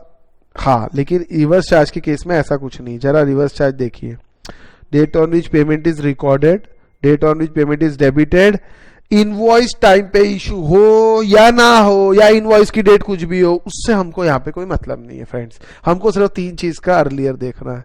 क्या है? 61 days from issue of invoice, date of payment debited, date of payment recorded. अब इस case के अंदर 61 डेज 1/12 को हो रहा है, ये और ये whichever is earlier। बोलो बेटा अर्लियर क्या? सर बड़ा आसान है, 3/10/2018। अगला 1/8/2018, 1/8/2018, 1/10/2018, 61 डेज आफ्टर इनवॉइस। देख लीजिए ये इनवॉइस क्या, अब 1/8 अगस्त एक तारीख को छोड़ दो, कितने दिन बचे अगस्त में? 30 डेज। सितंबर में कितने दिन बचे? 30 डेज। 30 तो 61st डे हुआ 1 अक्टूबर। आई बात समझ? अगर सितंबर में 31 रहते तो शायद 31 सितंबर आ जाता। ठीक है, ऐसा जुलाई और अगस्त में जनरली होगा क्योंकि दोनों 31 डेज के मंथ है। डेट ऑफ पेमेंट क्या है? दिस और this whichever is earlier. बोलो इसमें अर्लियर क्या है? सर 1/10 अर्लियर है और क्या? बड़ा आसान है, 1/10/2018। आई बात समझ में? तो ये सारे मैंने आपको ये बनाया। बेटा इसको पॉज करके एक बार लिख लेना, तो इसमें क्या होगा, आपको ये जो 6 चीज मैंने कराई है, ये 6 चीज देख के आपको पूरा क्लियर हो जाएगा। हालांकि एग्जाम में इतने लेवल के क्वेश्चंस नहीं आते, इससे और 19 आ रहे हैं। आप देखना एक ही सिचुएशन दी रहती है और आपको सॉल्व करना है, ठीक है ना। तो चलिए अब हम लोग रिवर्स चार्ज भी हो गया हमारा। उसके बाद इसके अंदर जो रिवर्स चार्ज से रिलेटेड क्वेश्चंस है ये हम पढ़ लेते हैं। Determine the time of supply for the given information. Assume that service is being reverse charged. 4 मई को supplier issues invoice for service provided. There is dispute among amount payable and payment is delayed. कोई बात नहीं। 21 अगस्त को payment made हुआ, तो reverse charge है। इसके अंदर क्या रहता है? पेमेंट या 61st day from the issue of invoice. बेटा 4 मई का 61st डे कौन सा होगा? 4 मई का 61st डे कौन सा होगा? सबसे पहले वो निकालो 60 डेज के बाद। 4 मई, 4 तारीख छोड़ दो, ठीक है। अब कितने बचे? 5, 6, 7, 8, 9, 10, 11, 12, 13, 14, 15, 16, 17, 18, 19, 20, 21, 22, 23, 24, 25, 26, 27, 28, 29, 30, 31, 27 दिन। 27 दिन ये हो गए। मई के बाद जून के 30 दिन, तो 27 दिन। देखिए मई के 27 दिन है प्लस जून के 30 दिन है, और कितने दिन बच रहे हैं? 3 दिन और कम पड़ रहे हैं। जुलाई के 3 दिन, यानी 3 जुलाई, यानी 4 जुलाई इज 61st डे। अरे आया क्या ख्याल में? 4 जुलाई हो गया 61st डे। 4 जुलाई और 21 अगस्त payment whichever is earlier. क्या? 4 जुलाई। आसान है। अब इस टाइप के एक्सप्लेनेशन अपने को लिखना पड़ेगा एग्जाम में। एक और देख लेते हैं। A German company issues email informing its associated company ABC Limited of the cost of technical service provided to it. 4 May date of invoice. 2nd is July, ABC Limited transfers the amount to the account of German company. Date of payment. अब ध्यान देना, ये associated enterprise के case के अंदर हमने क्या पढ़ा था? एसोसिएटेड एंटरप्राइज के मतलब है date of payment of service और date of entry in the service in books of account of the recipient whichever is earlier. अब इस केस के अंदर आप अगर देखोगे, आ गया कोई प्रायर एंट्री दिख रही है आपको बुक्स ऑफ अकाउंट में? ऐसा कुछ कहा है? नहीं। डेट ऑफ पेमेंट है, हाँ, तो 2 जुलाई, ठीक है। इनवॉइस इशू करने से यहां कोई मतलब नहीं है हमको, तो इसीलिए 2 जुलाई डेट ऑफ पेमेंट हमको क्या पकड़ लेंगे? 13(3) के हिसाब से, रिवर्स चार्ज के हिसाब से हम पकड़ लेंगे इसको TOS for reverse charge service का, ठीक है। चलिए बेटा ये भी हो गया। ये तीनों भी सेम है, ये पढ़ा के कोई मतलब, जैसा आपने वहां पढ़ा था गुड्स के केस में, रेसिडुअल केस, ये वैसा के वैसा बेटा सेम इसके अंदर है, ठीक है। तो मैं स्किप करता हूं इसको, और ये आप लोगों के लिए, इसको आप देख सकते हैं। हाँ, अब आता हूं एक इंपॉर्टेंट चीज पे, कंटिन्यूस सप्लाई ऑफ सर्विस पे। वो मैंने अभी छोड़ा था। सर क्या होता है कंटिन्यूस सप्लाई ऑफ सर्विस? बेटा पहले मैं डेफिनेशन पे एक बार आपका ध्यान लाना चाहूंगा, ठीक है ना। डेफिनेशन एक बार कंटिन्यूस सप्लाई ऑफ सर्विस की आप लोग देखेंगे। कंटिन्यूस सप्लाई ऑफ गुड्स, और इसके अंदर एक फर्क मैंने बताया था, उसमें पीरियड नहीं है, इसमें पीरियड है, ठीक है। Continuous supply period exceeding 3 months with periodic payment obligation and including supply of service as the government may specify. Periodic obligation इसके अंदर हो सकते हैं, ओके। तो इस केस के अंदर आपको अगर मैं बताऊं कंटिन्यूस सप्लाई, तो आप एक बार पेज नंबर निकाल सकते हो आपका, सेक्शन 156। जैसे अब मैं आपको बताता हूं, जैसे समझ लीजिए, अब बेसिक एग्जांपल आप लोगों का एग्जांपल दे सकता हूं, ठीक है। ये एक एग्जांपल है, इसको कुछ बाकी दिमाग नहीं लगाना। क्लास में जितने विषय से मान लीजिए 100 स्टूडेंट्स है, कंटिन्यू सप्लाई ऑफ सर्विस का एग्जांपल है अपना कोचिंग क्लास। यस सर, 3 महीने से ज्यादा क्लास चलती है। पेमेंट, पीरियोडिक पेमेंट ऑब्लिगेशन, ध्यान देना मेरी बात। कोई आदमी पूरा पेमेंट पहले कर देगा, किसी को मैंने 3 इंस्टॉलमेंट दिया, किसी को 4 इंस्टॉलमेंट दिया, किसी को कुछ डिस्काउंट किया, चलो डिस्काउंट किया वो तो बात की बात है, डिस्काउंट नहीं किया समझ लो, सबको एक ही फीस, किसी को 3 इंस्टॉलमेंट, किसी को 4 इंस्टॉलमेंट, सबको मैंने इंस्टॉलमेंट दिया, बराबर है। ये कंटिन्यूस सप्लाई ऑफ सर्विस का केस है। मतलब यहां पे जो पेमेंट है ये पूरा पेमेंट स्टार्टिंग में नहीं आ रहा। अच्छा, हर महीने में तो समझ लीजिए अपना 15,000 रुपए फीस है, 3 महीने की क्लास है, 5-5 हजार मैंने इंस्टॉलमेंट सब बच्चों को दे दिया फॉर एग्जाम्पल, और इजी कर देता हूं, 5-5 हजार सबको इंस्टॉलमेंट दिया। अब कोई आदमी इंस्टॉलमेंट टाइम पे भरेगा, कोई नहीं भरेगा, 1-2 दिन आगे पीछे कर देगा। मतलब भैया हर महीने की मुझे 5 तारीख को पहले आप पैसा ला देना, 5 तारीख को भी दे सकते हैं या उसके पहले आप मुझे पैसा ला के दे दीजिएगा। कोई 5 को लाएगा, कोई 3 को लाएगा, कोई 7 को लाएगा, यस और नो। ये होता है कंटिन्यूस सप्लाई ऑफ सर्विस में। Services provider agreed to be provided continuously basis under a contract for a period exceeding 3 months, यहां तक तो समझ गया, विथ पीरियोडिक पेमेंट ऑब्लिगेशन। आपके ऊपर ऑब्लिगेशन है पीरियोडिक पेमेंट करने का, या गवर्नमेंट कोई और इसके अलावा कुछ डाल दे condition in the notification as they में स्पेसिफाई। आई बात समझ में। कंटिन्यूस सप्लाई ऑफ गुड्स और कंटिन्यूस सप्लाई ऑफ सर्विस में बेसिक फर्क ये है बेटा कि गुड्स के लिए कोई पीरियड नहीं, 2 दिन भी हुआ तो कंटिन्यूस मान लेंगे, बट सर्विस के अंदर ऐसा नहीं है, बिल्कुल नहीं है। 3 महीना कम से कम, 3 महीने से कम है कंटिन्यूस नहीं माना जाएगा, और 3 महीने कंटिन्यूस नहीं माना जाएगा तो नॉर्मल हो जाएगा, फिर वो नॉर्मल टाइप। और अगर 3 महीने से ज्यादा है तो कंटिन्यूस की गाड़ी में बैठ जाएगा। समझ आ रही बात? तो चलिए ये डेफिनेशन आप लोगों को बताया। अब बेटा मैं वापस अपने पुराने पार्ट पे आता हूं।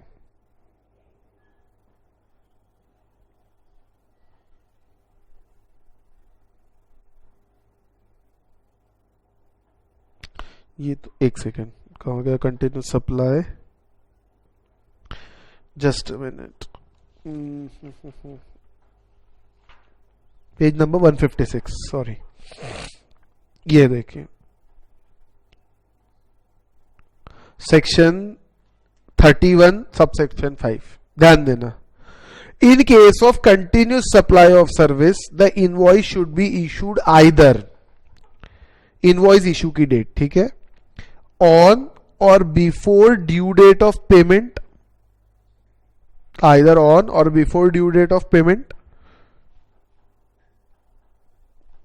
or before or at the time when supplier of service receive the payment if due date of payment is not known, या on or before date of completion of the milestone event which payment is linked to completion of event. milestone, अब इसके अंदर ये sir ये milestone क्या है? अब मैं आपको जैसे कहता हूं, जैसे ही मैंने जीएसटी का 9th चैप्टर कंप्लीट कर दिया, आपका पेमेंट आ जाना चाहिए पूरा। ये है milestone of completion of service. What is the milestone? मील का बत जीएसटी का बेटा पहले डीटी पढ़ाऊंगा, फिर जीएसटी पढ़ाऊंगा, और जैसे ही मैंने जीएसटी का 9th चैप्टर कंप्लीट हुआ वो दिन माइलस्टोन हो गया सर्विस का। आई बात समझ में? तो वैसे ही यहां पे बेटा 3 चीज है। 3 चीज क्या है जरा देखो, इसको डिस्कस करता हूं। इसका एग्जांपल भी ले सकता था लेकिन बेटा सीए फाइनल का है तो इसलिए मेरे को ठीक नहीं लगा इसका एग्जांपल लेना, और इतना लेवल में कुछ आना जाने वाला है नहीं, लेकिन फिर भी हम लोग एक बार पढ़ते हैं, बराबर है, जरा ध्यान दो, ठीक है।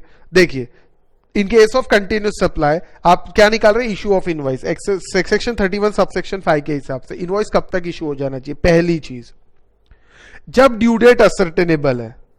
इसमें 3 चीजें हैं, इसके अंदर 3 चीजें, अगर मैं चार्ट फॉर्म में बनाऊं तो आप ऐसा भी बना सकते हैं। ये देखिए इश्यू ऑफ इनवॉइस एज पर सेक्शन 31 सबसेक्शन 5, बराबर है। अब इसमें बेटा 3 चीजें हैं। पहला, ड्यू डेट असर्टेनेबल है क्या? मतलब जो पेमेंट का आपका कॉन्ट्रैक्ट है, जैसे मैंने बोला 5 तारीख 5 तारीख 5 तारीख, ड्यू डेट असर्टेनेबल है? हाँ। कौन सी due date? Due date of payment, due date of payment ascertainable है क्या? जैसे इसको 3 भी नहीं कर सकते, इसको 2 में बना सकते। देख एक second,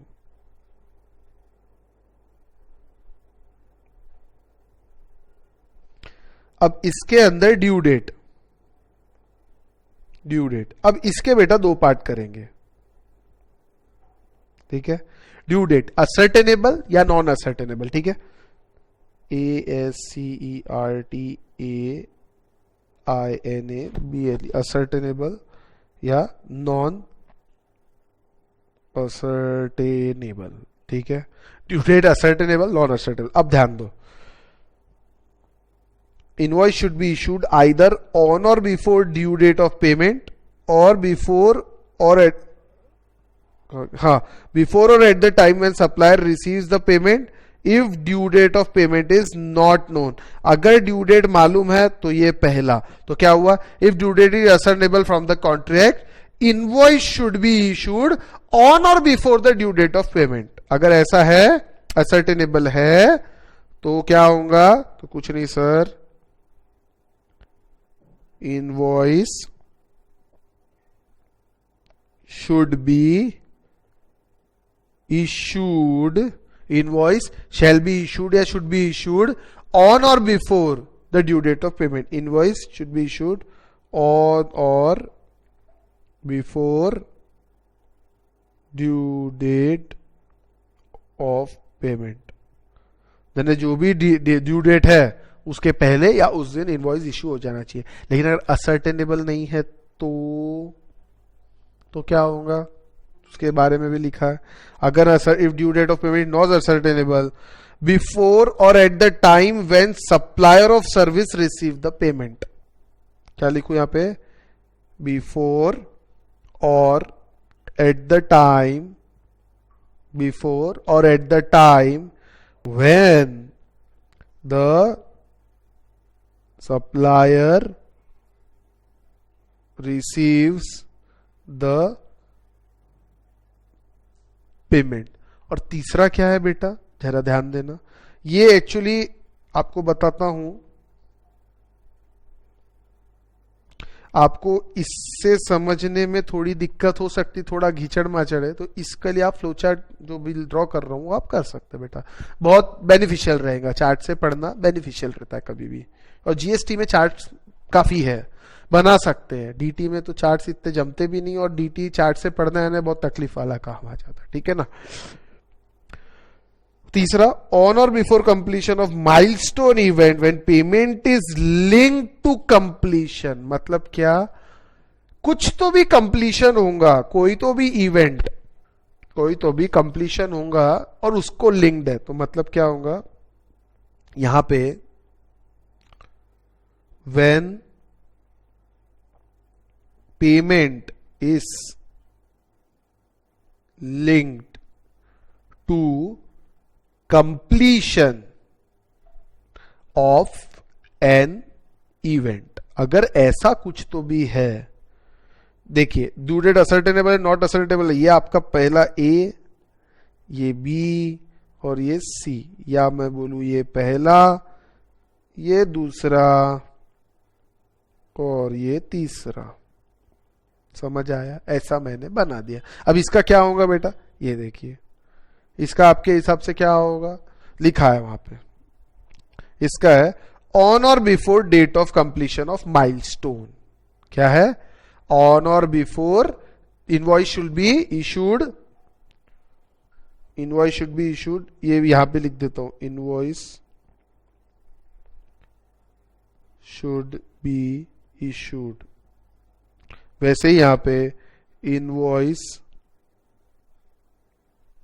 should be issued, invoice should be issued कब तक कर सकते हैं आप इनवॉइस इशू, ऑन और बिफोर, ऑन और before the date of completion of that, कौन सा इवेंट था, माइलस्टोन इवेंट है क्या, milestone event, completion of that milestone event. जैसे मैंने बोला भैया जिस दिन जीएसटी का नवा चैप्टर कंप्लीट होगा वो लास्ट डेट रहेंगी, आई बात समझ। तो इनवॉइस आपने तब तक इशू कर देना चाहिए। ये काय किस चीज का केस है बेटा? ये invoice continuous supply of service के केस में इनवॉइस की बात कर रहे हैं अपन। इनवॉइस इतने तारीख तक इशू हो जाना चाहिए कंटिन्यूस सप्लाई ऑफ सर्विस के केस में। आई बात समझे? और कंटिन्यूस सप्लाई ऑफ सर्विस क्या है? वही। और फिर वही सप्लाई ऑफ सर्विस, ये देख लीजिए, अगर invoice within time issue हो जाता है तो कहानी वही है।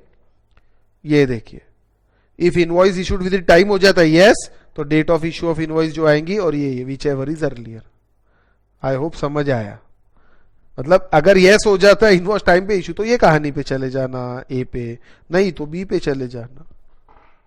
आया समझ में? चैप्टर क्लियर है? अब मेरे ख्याल से इस पे कुछ बचा नहीं है, मैं एक बार और चेक कर लेता हूं बेटा। I think I have completed, या it is being completed fully. अब इसके अंदर अपन आएंगे इसमें क्वेश्चंस देखते बेटा, एग्जाम के क्वेश्चंस, बराबर है। अब इसमें कुछ क्वेश्चंस आप लोगों के लिए दिए हैं, मैंने 5-6 इलुस्ट्रेशन कराए, और इसके अलावा मैंने ये सारे इलुस्ट्रेशन भी, हाँ ये आप नोट कर लेना बेटा पॉज करके। अच्छा है ये इशू ऑफ इनवॉइस काहे के, इसमें कंटिन्यूस सप्लाई है, लिख सकते बेटा for what? Continuous supply of service. अरे ठीक है ना, वो भी 3 मंथ से ज्यादा, ये बताया आपको, ठीक है ना। तो अब अपन काय पे आएंगे? अब आते हैं क्वेश्चंस के ऊपर, ठीक है। क्वेश्चंस में मैंने एक क्वेश्चन ये फाइनल का भी डाला है, देखो जमता क्या है ना। ऐसे ही फाइनल एग्जाम में आया था क्वेश्चन, मेरे हिसाब से तो जम जाएगा बेटा, आसान है। चलिए हमारा ये चैप्टर कंप्लीट होता है, ये क्वेश्चंस देखते। ये देखिए, ये चीकू ट्रेडर्स का सीए फाइनल नवंबर 2018 एग्जाम में 5 मार्क के लिए बेटा ये क्वेश्चन आया था। अब आप सोचिए कि कैसा क्या ऐसा होता है, ठीक है। ध्यान देंगे, Chiku traders registered supplier of plastic goods, goods की बात है, उसका सप्लायर है वो, रजिस्टर्ड है, ठीक है। 10 अप्रैल 2019 को चीकू ट्रेडर को नीलू ट्रेडर से ऑर्डर मिला, चीकू ट्रेडर को नीलू ट्रेडर से ऑर्डर मिला, और कंसाइनमेंट सप्लाई करने का बोला। चीकू ट्रेडर जो है, अब इसमें रिसिपिएंट कौन है और सप्लायर कौन है? सप्लायर चीकू है, ये सप्लायर है बेटा, और रिसिपिएंट कौन है? ये नीलू, ये रिसिपिएंट है, और ये सप्लायर है, ये सप्लायर, ये रिसिपिएंट। समझ लेना बात, गड़बड़ करना नहीं बाद में। और उसने कंसाइनमेंट रेडी कर दिया, 15 तारीख को कंसाइनमेंट रेडी कर दिया। देखिए, ऑर्डर मिला, रिमूवल ऑफ गुड्स हुआ ना, consignment ready, removal of goods हुआ ना। Invoice for consignment what issued on next day, 16 अप्रैल को इनवॉइस इश्यू हुआ। बोलो हमारे काम का काम शुरू हुआ क्या? हाँ, डेट ऑफ इनवॉइस क्या है? डेट ऑफ इनवॉइस सर 16 अप्रैल। नीलू ने कलेक्ट किया कंसाइनमेंट गोडाउन से 25 अप्रैल को, डेट ऑफ रिमूवल 25 अप्रैल। Invoice should be issued either before और at the time of removal. क्या इनवॉइस बिफोर इशू किया? यस, कोई प्रॉब्लम नहीं है। And hands over cheque on the same day, और जो चेक दिया जाता है वो 26 को, और बैंक में आ जाता है दिस 26/4 को चेक मिला, और 27/4 को बैंक में आया। What is the time of supply? बड़ा आसान है, date of invoice, date of payment, whichever is earlier, 16/4। अब इससे आसान क्या पूछेंगे मेरे को एक बात बताओ। अब एग्जाम में क्या लिखने का? सबसे पहले date of invoice, date of removal, invoice issued within time. ऐसा नहीं लिखना, इसमें लिखना, देखिए मैं लगे तो लिखा देता हूं एक क्वेश्चन आपको, ये चीकू ट्रेडर्स वाला सॉल्व करते बेटा हम। उसमें क्या है? Question number 1 solution. एक सेकेंड, अब इसमें देखिए थोड़ा सा एक डायग्राम बना देना। चीकू ट्रेडर्स, ये है सप्लायर, बराबर है, और ये कौन सा है? नीलू ट्रेडर्स, नीलू ट्रेडर्स।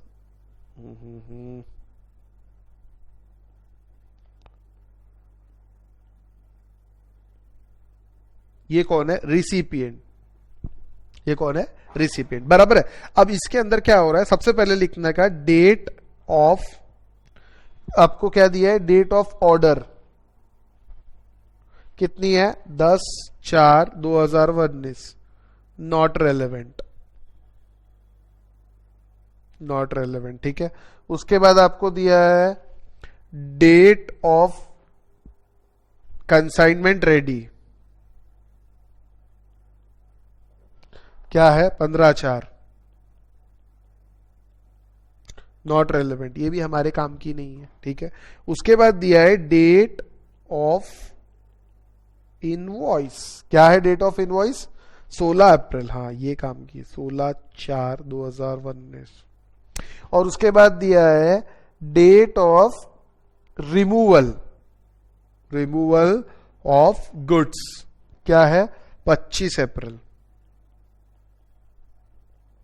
अब एज पर सेक्शन 31 सेक्शन के हिसाब से इनवॉइस शुड बी इशूड, लिख सकते हैं आप एज पर सेक्शन 31, याद रहे तो, नहीं तो कोई बात नहीं। Invoice as per relevant section ऐसा लिख देने का, एज पर रेलेवेंट रूल्स ऐसा लिख देने का है ना, prescribe rules prescribe section. Invoice should be issued, ये डायग्राम ऐसा बना देने का, अच्छा लगता है एग्जामिनर को। Invoice should be issued within, invoice should be issued either before, एक second, invoice should be issued either before or at the time of removal of goods, और आपका क्या रहेगा गुड्स, ठीक है।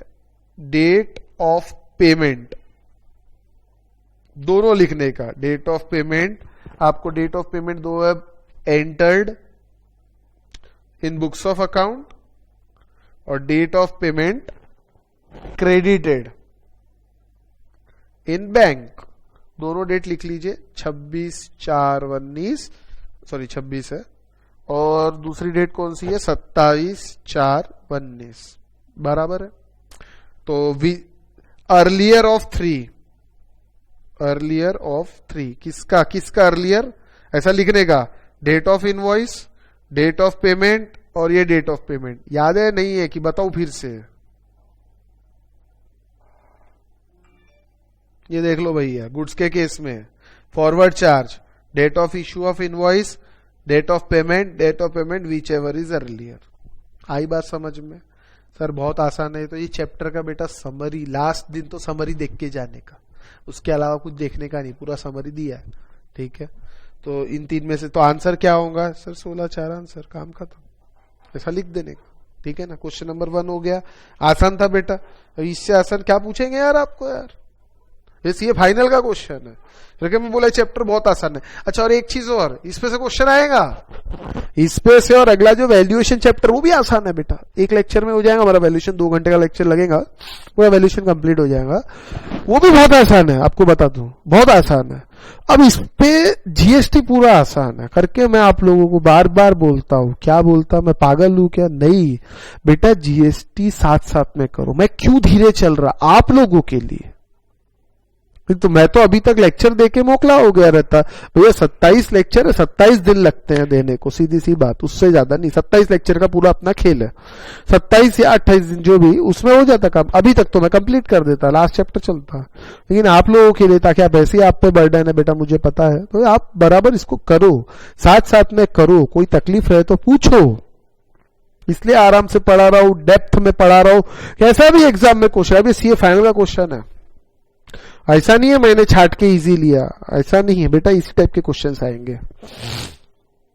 इनफ है आपके किताब में जो क्वेश्चंस है, इनफ है, इतना भी आप पढ़ लो। और जो मैं यहां कुछ एक्स्ट्रा कराया अभी 5 इलुस्ट्रेशन प्लस 11 इलुस्ट्रेशन, भाई बात समझ में, सफिशिएंट, मोर देन सफिशिएंट। और उसके बाद ये 5 + 11 और 5 और मैंने कराए इलुस्ट्रेशन, और उसके बाद ये ढेर सारे ये, जिससे आपके कंसेप्ट क्लियर हो गए, ये इससे ज्यादा प्रैक्टिस जरूरत ही नहीं है, मोर देन इनफ। आई बात समझ में, कंसेप्ट आना चाहिए। इस पे एमसीक्यू में भी क्वेश्चन बनते हैं, 2 ऑप्शन दिए रहते हैं, और 4 ऑप्शंस रहते हैं, और 2 ऑप्शन में बड़ा कंफ्यूजन होता है, खैर वो तो एमसीक्यू आपको बुक दूंगा, लेकिन एक बात ध्यान रखना बेटा, एमसीक्यू सॉल्व करने से कुछ नहीं होता। एमसीक्यू बनते कहां से? कंसेप्ट से बनते हैं। जब तक ये कंसेप्ट क्लियर नहीं है तब तक एमसीक्यू सॉल्व करने का कोई फायदा नहीं होने वाला। एमसीक्यू में 750-800 एमसीक्यू आपको दूंगा, लेकिन 801 एमसीक्यू एग्जाम में आएगा। आप क्या सोच रहे, जो एमसीक्यू आप पढ़ रहे हो उसमें से क्वेश्चन आएगा क्या? नहीं आएगा, एक भी एमसीक्यू नहीं आने वाला, ये भी बता देता हूं। हालांकि क्वेश्चन जो बुक्स में उसमें से एक आधी आ सकता है, चांस है, एमसीक्यू नहीं आएगा। आ गया तो किस्मत समझना, एक आधी कोई गलती से आ गया तो आ गया, नहीं आता। कारण क्या? सिंपल सी बात है दोस्तों, एमसीक्यू जितने चाहे बन सकते हैं, लेकिन बनते कहां से? कंसेप्ट से। करके कंसेप्ट पक्का कर लो तो एमसीक्यू नहीं भी देखे तो चलता, लेकिन फिर भी थोड़ा देख लेना, रिवीजन हो जाता है, उससे आदत हो जाती किस टाइप के क्वेश्चंस आएंगे। क्योंकि मॉड्यूल के क्वेश्चंस, आरटीपी के questions, past exam question based on memory of the students, कुछ मॉक टेस्ट पेपर के पुराने, रिसेंट वाले तो नहीं होंगे, बाकी कवर किए हैं, ज्यादा से ज्यादा कोशिश की है, कुछ अपने मन से भी बनाए, कुछ बड़े बड़े ऑथर्स की जो बुक है उसमें से भी कुछ पसंद आए तो वो भी नाम वाम चेंज करके मैंने डाले हैं। तो बेटा अच्छे बड़े ऑथर्स यानी बड़े इंडिया लेवल के, ठीक है ना, लोकल वाले नहीं। तो बहुत बढ़िया एमसीक्यूज है, तो आप उसको उतने भी टोटल डीटी आईडीटी मिला के आई थिंक 1400-1500 एमसीक्यूज दिए हैं विद आंसर्स, आप उसको सॉल्व कर सकते हैं आराम से, आपका काम बढ़िया हो जाएगा, कोई प्रॉब्लम नहीं जाएगी। बराबर है। चलिए, तो हमारा पहला क्वेश्चन तो हो गया। दूसरे क्वेश्चन पे आते बेटा, ये रहा, XYZ and company a firm of chartered accountant, service का केस है, issued invoice for service rendered to Mr. A on 7th September 2019। बहुत बढ़िया। Determine time of supply in the following independent case, मतलब ये केस अलग है, ये case अलग है, ये अलग है, ये अलग है, चारों अलग अलग केस है। मतलब इनवॉइस की डेट 7 सितंबर फिक्स रखना है, उसके बाद ये डेट एक एक केस को उसके साथ जोड़ना है, एक एक केस को उसके साथ जोड़ना है, और आपको क्या निकालना है? टीओएस निकालना है। चलिए देख लेते हैं। नॉर्मल चार्ज है, यहां ऐसा कुछ रिवर्स चार्ज जैसा लिखा नहीं है।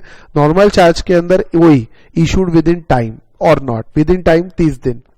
देखिए सर्विस कब कंप्लीट हुई? 14 अगस्त को। क्या 1 अगस्त को। क्या विद इन टाइम इशू किया? No, invoice is not issued within time. First देख ली, 1 अगस्त को कंप्लीट हुआ, is invoice issue within time? No. तो invoice issued within time नहीं रहे तो क्या होता है? Date of provision of service, date of payment whichever is earlier. अरे याद है क्या? पेमेंट, तो पेमेंट का कुछ तो आपको दिया ही नहीं है। डेट ऑफ इनवॉइस दी है, हाँ दी है। Date of provision of service दी हुई है, हाँ 1 अगस्त, तो आंसर आएगा 1 अगस्त। बराबर है, ध्यान देना बेटा। इसको लिखेंगे कैसे? चलिए बताता हूं। क्वेश्चन नंबर 2, इसके अंदर पहला वाला, ठीक है, उसके अंदर since invoice is not issued within 30 days, therefore time of supply of service will be date of provision of service। बराबर है, दैट इज 1/8/2019। अब इसको ऐसा बढ़िया से ऐसा मार्क कर देने का एग्जाम में, ध्यान रखना ये चीज, ऐसा अंडरलाइन करने का, कुछ तो भी करने का, ठीक है।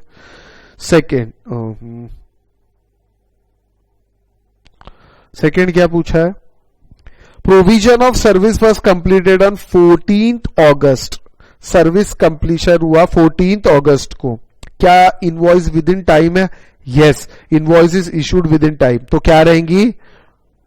Date of invoice. बराबर है, पेमेंट की डेट दी नहीं है। Since invoice is issued within 30 days, therefore TOS of service will be date of invoice, that is कितनी है, 7, कितनी दी हुई है, 7 सितंबर, 7/9/2019, बराबर है, ठीक है। तीसरा, mister A made the payment of on 3rd August, okay 3rd अगस्त को पेमेंट कर दिया, सर्विस कंप्लीट कभी वो कुछ दिया नहीं है, पेमेंट किया 3rd अगस्त को, वह provision of service was remaining to be completed, 3rd अगस्त को पेमेंट कर दिया, मतलब काम ही खत्म यार, या तो 7 सितंबर या 3rd August, which ever is earlier, answer क्या रहेगा 3rd अगस्त, सीधी बात है।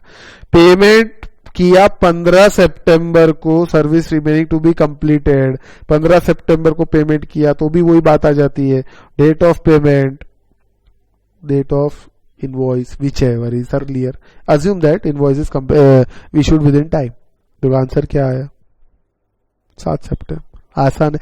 एक्चुअली सारे इंडिपेंडेंट केस है, इसमें पता है बच्चों ने गलती कहां की थी, एग्जामिनर्स कमेंट मैंने पढ़े थे इसके, लोगों ने इन चारों को 1 2 3 4 को एक ही पकड़ लिया, ये इंडिपेंडेंट केसेस से पढ़ा ही नहीं, determine time of supply in following cases, independent word पढ़ना भूल गए पागल जैसे, तो देख लिया इनवॉइस की डेट ये, अच्छा इनवॉइस की डेट ये, सर्विस कब कंप्लीट हुई 1 अगस्त को, वो दो अरे पेमेंट की डेट 3 अगस्त और वो 5, अरे लोग पागल बन करके आए, इंडिपेंडेंट केस पढ़ा नहीं और बोले फिर समझा नहीं क्वेश्चन, जबकि ऐसा था नहीं। आया बात समझ में, क्वेश्चन आसान है बेटा। चलिए 3rd क्वेश्चन पे आते हैं। मिसेस प्रणव एसोसिएट्स, ये रिसेंट क्वेश्चन है आईपीसीसी नवंबर 19 एग्जाम का। Partnership firm provides recovery agent service to Neutron. Pranav associates एक पार्टनरशिप फर्म है, ये सर्विस प्रोवाइड करते किसके, Neutron credit limited NBFC, recovery agent service, RCM लगता है, याद है क्या, रिवर्स चार्ज मैकेनिज्म, याद नहीं तो पेज नंबर 56 निकाल के देख लो, पॉइंट नंबर बता दूं क्या, पॉइंट नंबर 8 दिखाई देता हूं यार आपको, चलो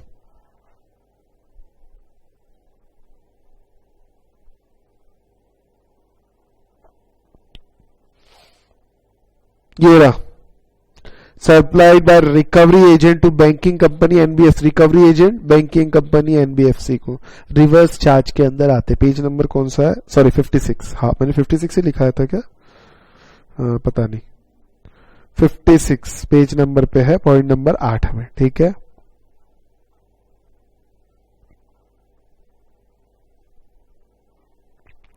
पेज नंबर 56 पॉइंट नंबर 8, यानी रिवर्स चार्ज लगता है बेटा, यानी यहाँ पे टाइम ऑफ सप्लाई देखिए, अब लिखा नहीं है क्वेश्चन में, लेकिन अपने को याद रखना है कि रिवर्स चार्ज कब लगता है कब नहीं लगता। आई बात समझ में, चलिए ठीक है। अ रजिस्टर्ड सप्लायर सर्विस कब प्रोवाइड की, date of provision of service 15 January, ठीक है। Invoice for the same was issued on 7 February, इसका इनवॉइस 7 फरवरी को इशूड हुआ, ये रिवर्स चार्ज है। And payment was made on 18 April by Neutron Credits bank account, company was debited on this date। अब जरा ध्यान से देखना, जरा मुझे बताना रिवर्स चार्ज के लिए क्या ट्रीटमेंट है, ये देख लो, time of supply of service under reverse charge, ये देख लो। Date of recording payment in books of account of recipient, date on which payment is debited, या 61st डे फ्रॉम इनवॉइस। पहले तो दोनों डेट कौन कौन सी दी हुई है,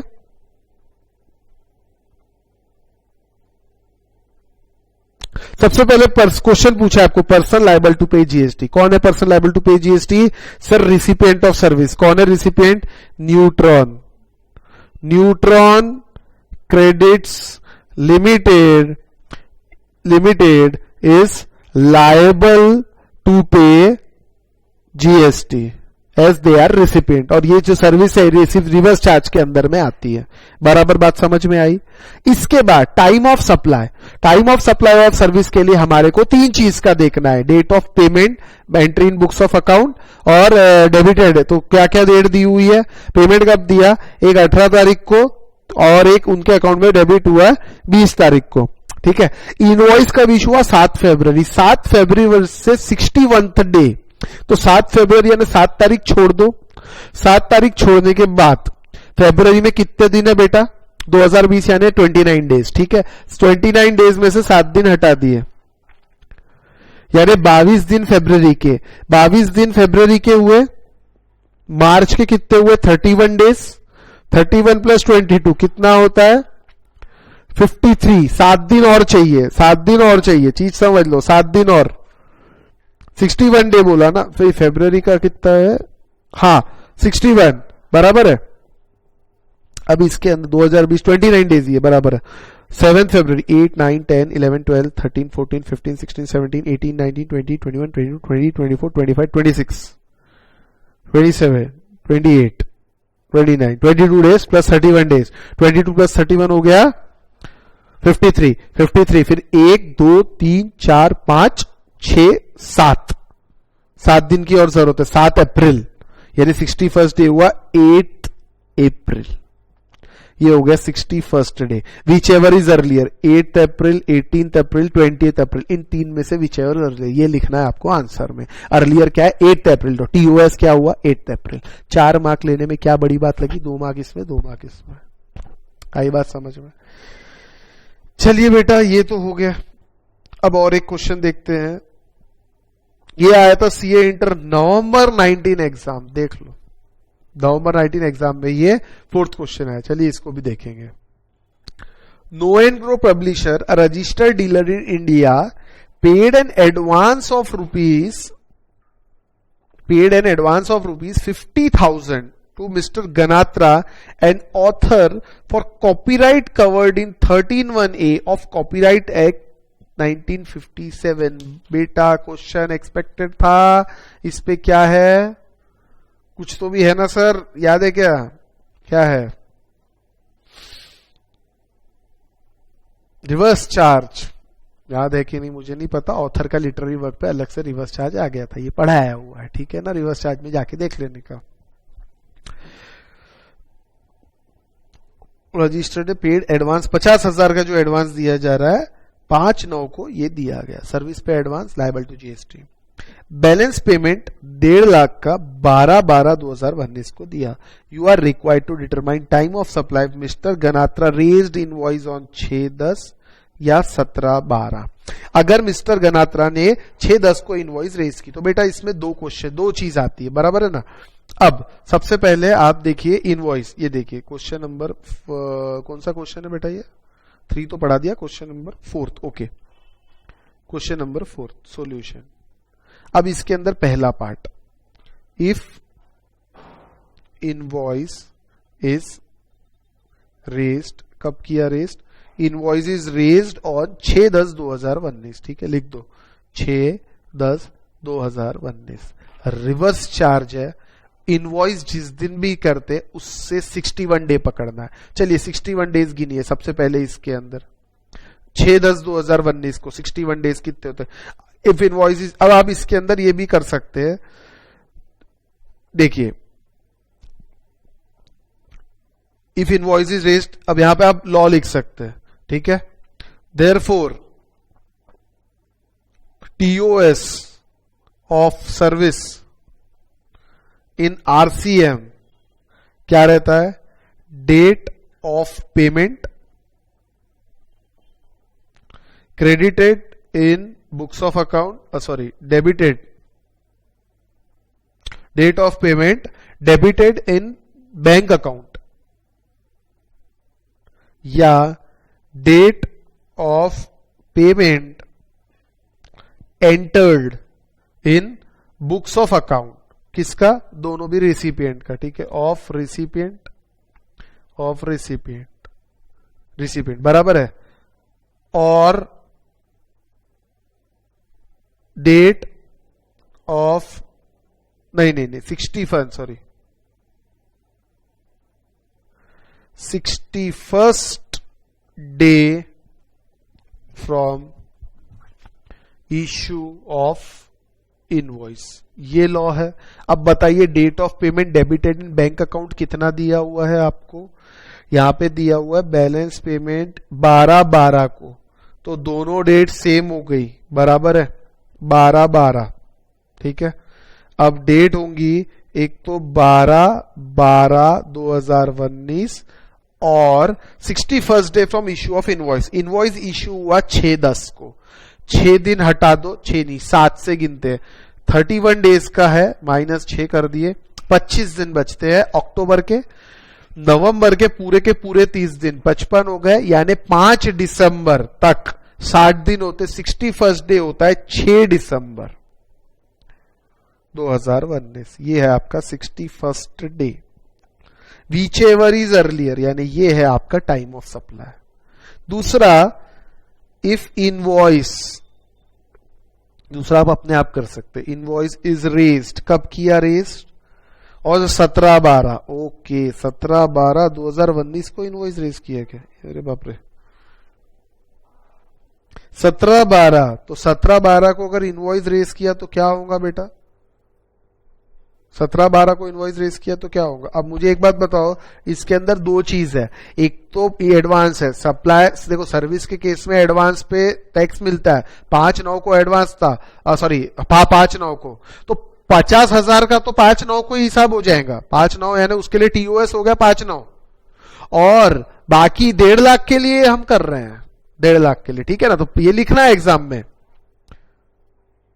ये लिख सकते, for 50,000 TOS is equals to 5/9 and for 1,50,000 TOS is this, यानी 6/12। अब ये तो 6/12 हो गया। अब इनवॉइस अगर लेट इशू किया तो फिर ये तो 61st डे के आगे चला गया, 61st डे के आगे यानी 61st डे के बहुत आगे चला गया। अरे समझ रहे नहीं समझ रहे, इनवॉइस आपने रेस कब किया, उससे 61st डे पकड़ेंगे तो कितना आगे चला जाएगा, तो क्या रहेगा 12/12, सिंपल। यानी सेकेंड केस के अंदर सीधा सीधा बता देता, 12/12/2019 ये हो गए टीओएस। कैसे सर, इससे 61st डे गिनो, 61st डे, तो बेटा कॉमन सेंस से जरा सोच के देखो, ये पहले ही इसके आगे है और इससे 61st डे, तो दोनों में अर्लियर क्या होने वाला है, यही रहेगा ना अर्लियर, बचे 1.5 लाख के लिए, ये टीओएस हो गया। अब ये क्वेश्चन आपके सीएफ इंटर के अभी रिसेंट एग्जाम में आया, कितने 4 मार्क के, अब क्या मुश्किल है 4 मार्क लेना, इसी टाइप के तो क्वेश्चन आ रहा समझ में आ रहा नहीं आ रहा आपको। चलिए हो गया। अच्छा नहीं, एक और बचा है, रॉयल स्वीट्स, रॉयल स्वीट, ये आरटीपी का क्वेश्चन है, ये भी देख लेते बेटा। Royal sweet company Delhi, a registered supplier, has furnished the details of the following few transaction which took place in November 2019। नवंबर 2019 में कुछ ट्रांजेक्शन हुए, ठीक है। Payment made to advocate in Delhi, advocate को पेमेंट किया company, single advocate, reverse charge मालूम है क्या, आरसीएम एप्लीकेबल है। Sitting fees to director, reverse charge, दोनों में आरसीएम एप्लीकेबल है। ये है आपका डेट ऑफ पेमेंट, ठीक है, 11/11 को पेमेंट हुआ।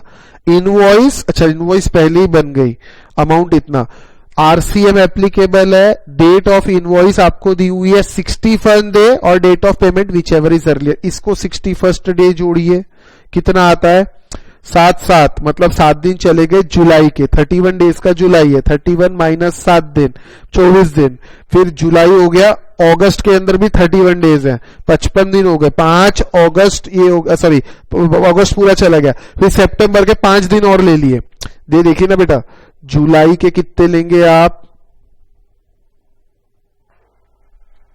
जुलाई के 24 दिन, जुलाई के, अगस्त के पूरे 31 डेज ले लो, टोटल होता है 55, बैलेंस 5 दिन आप ले लीजिए सितंबर के, बराबर है, यानी 6 सितंबर इज द 61st डे। यहां पे 6 सितंबर इज 61st डे, समझ आई बात। दिस और this whichever is earlier, क्या अर्लियर है 6 सितंबर, यानी फर्स्ट का आंसर क्या हुआ 6/9/2019। सेकेंड का आंसर क्या है, डेट ऑफ पेमेंट आपको दी है, डेट ऑफ इनवॉइस दी है, डेट ऑफ इनवॉइस से 61 डेज जोड़ लो, 15/10 15/11, ओके, कुछ करने की जरूरत ही नहीं, ये आएगा आंसर, ठीक है।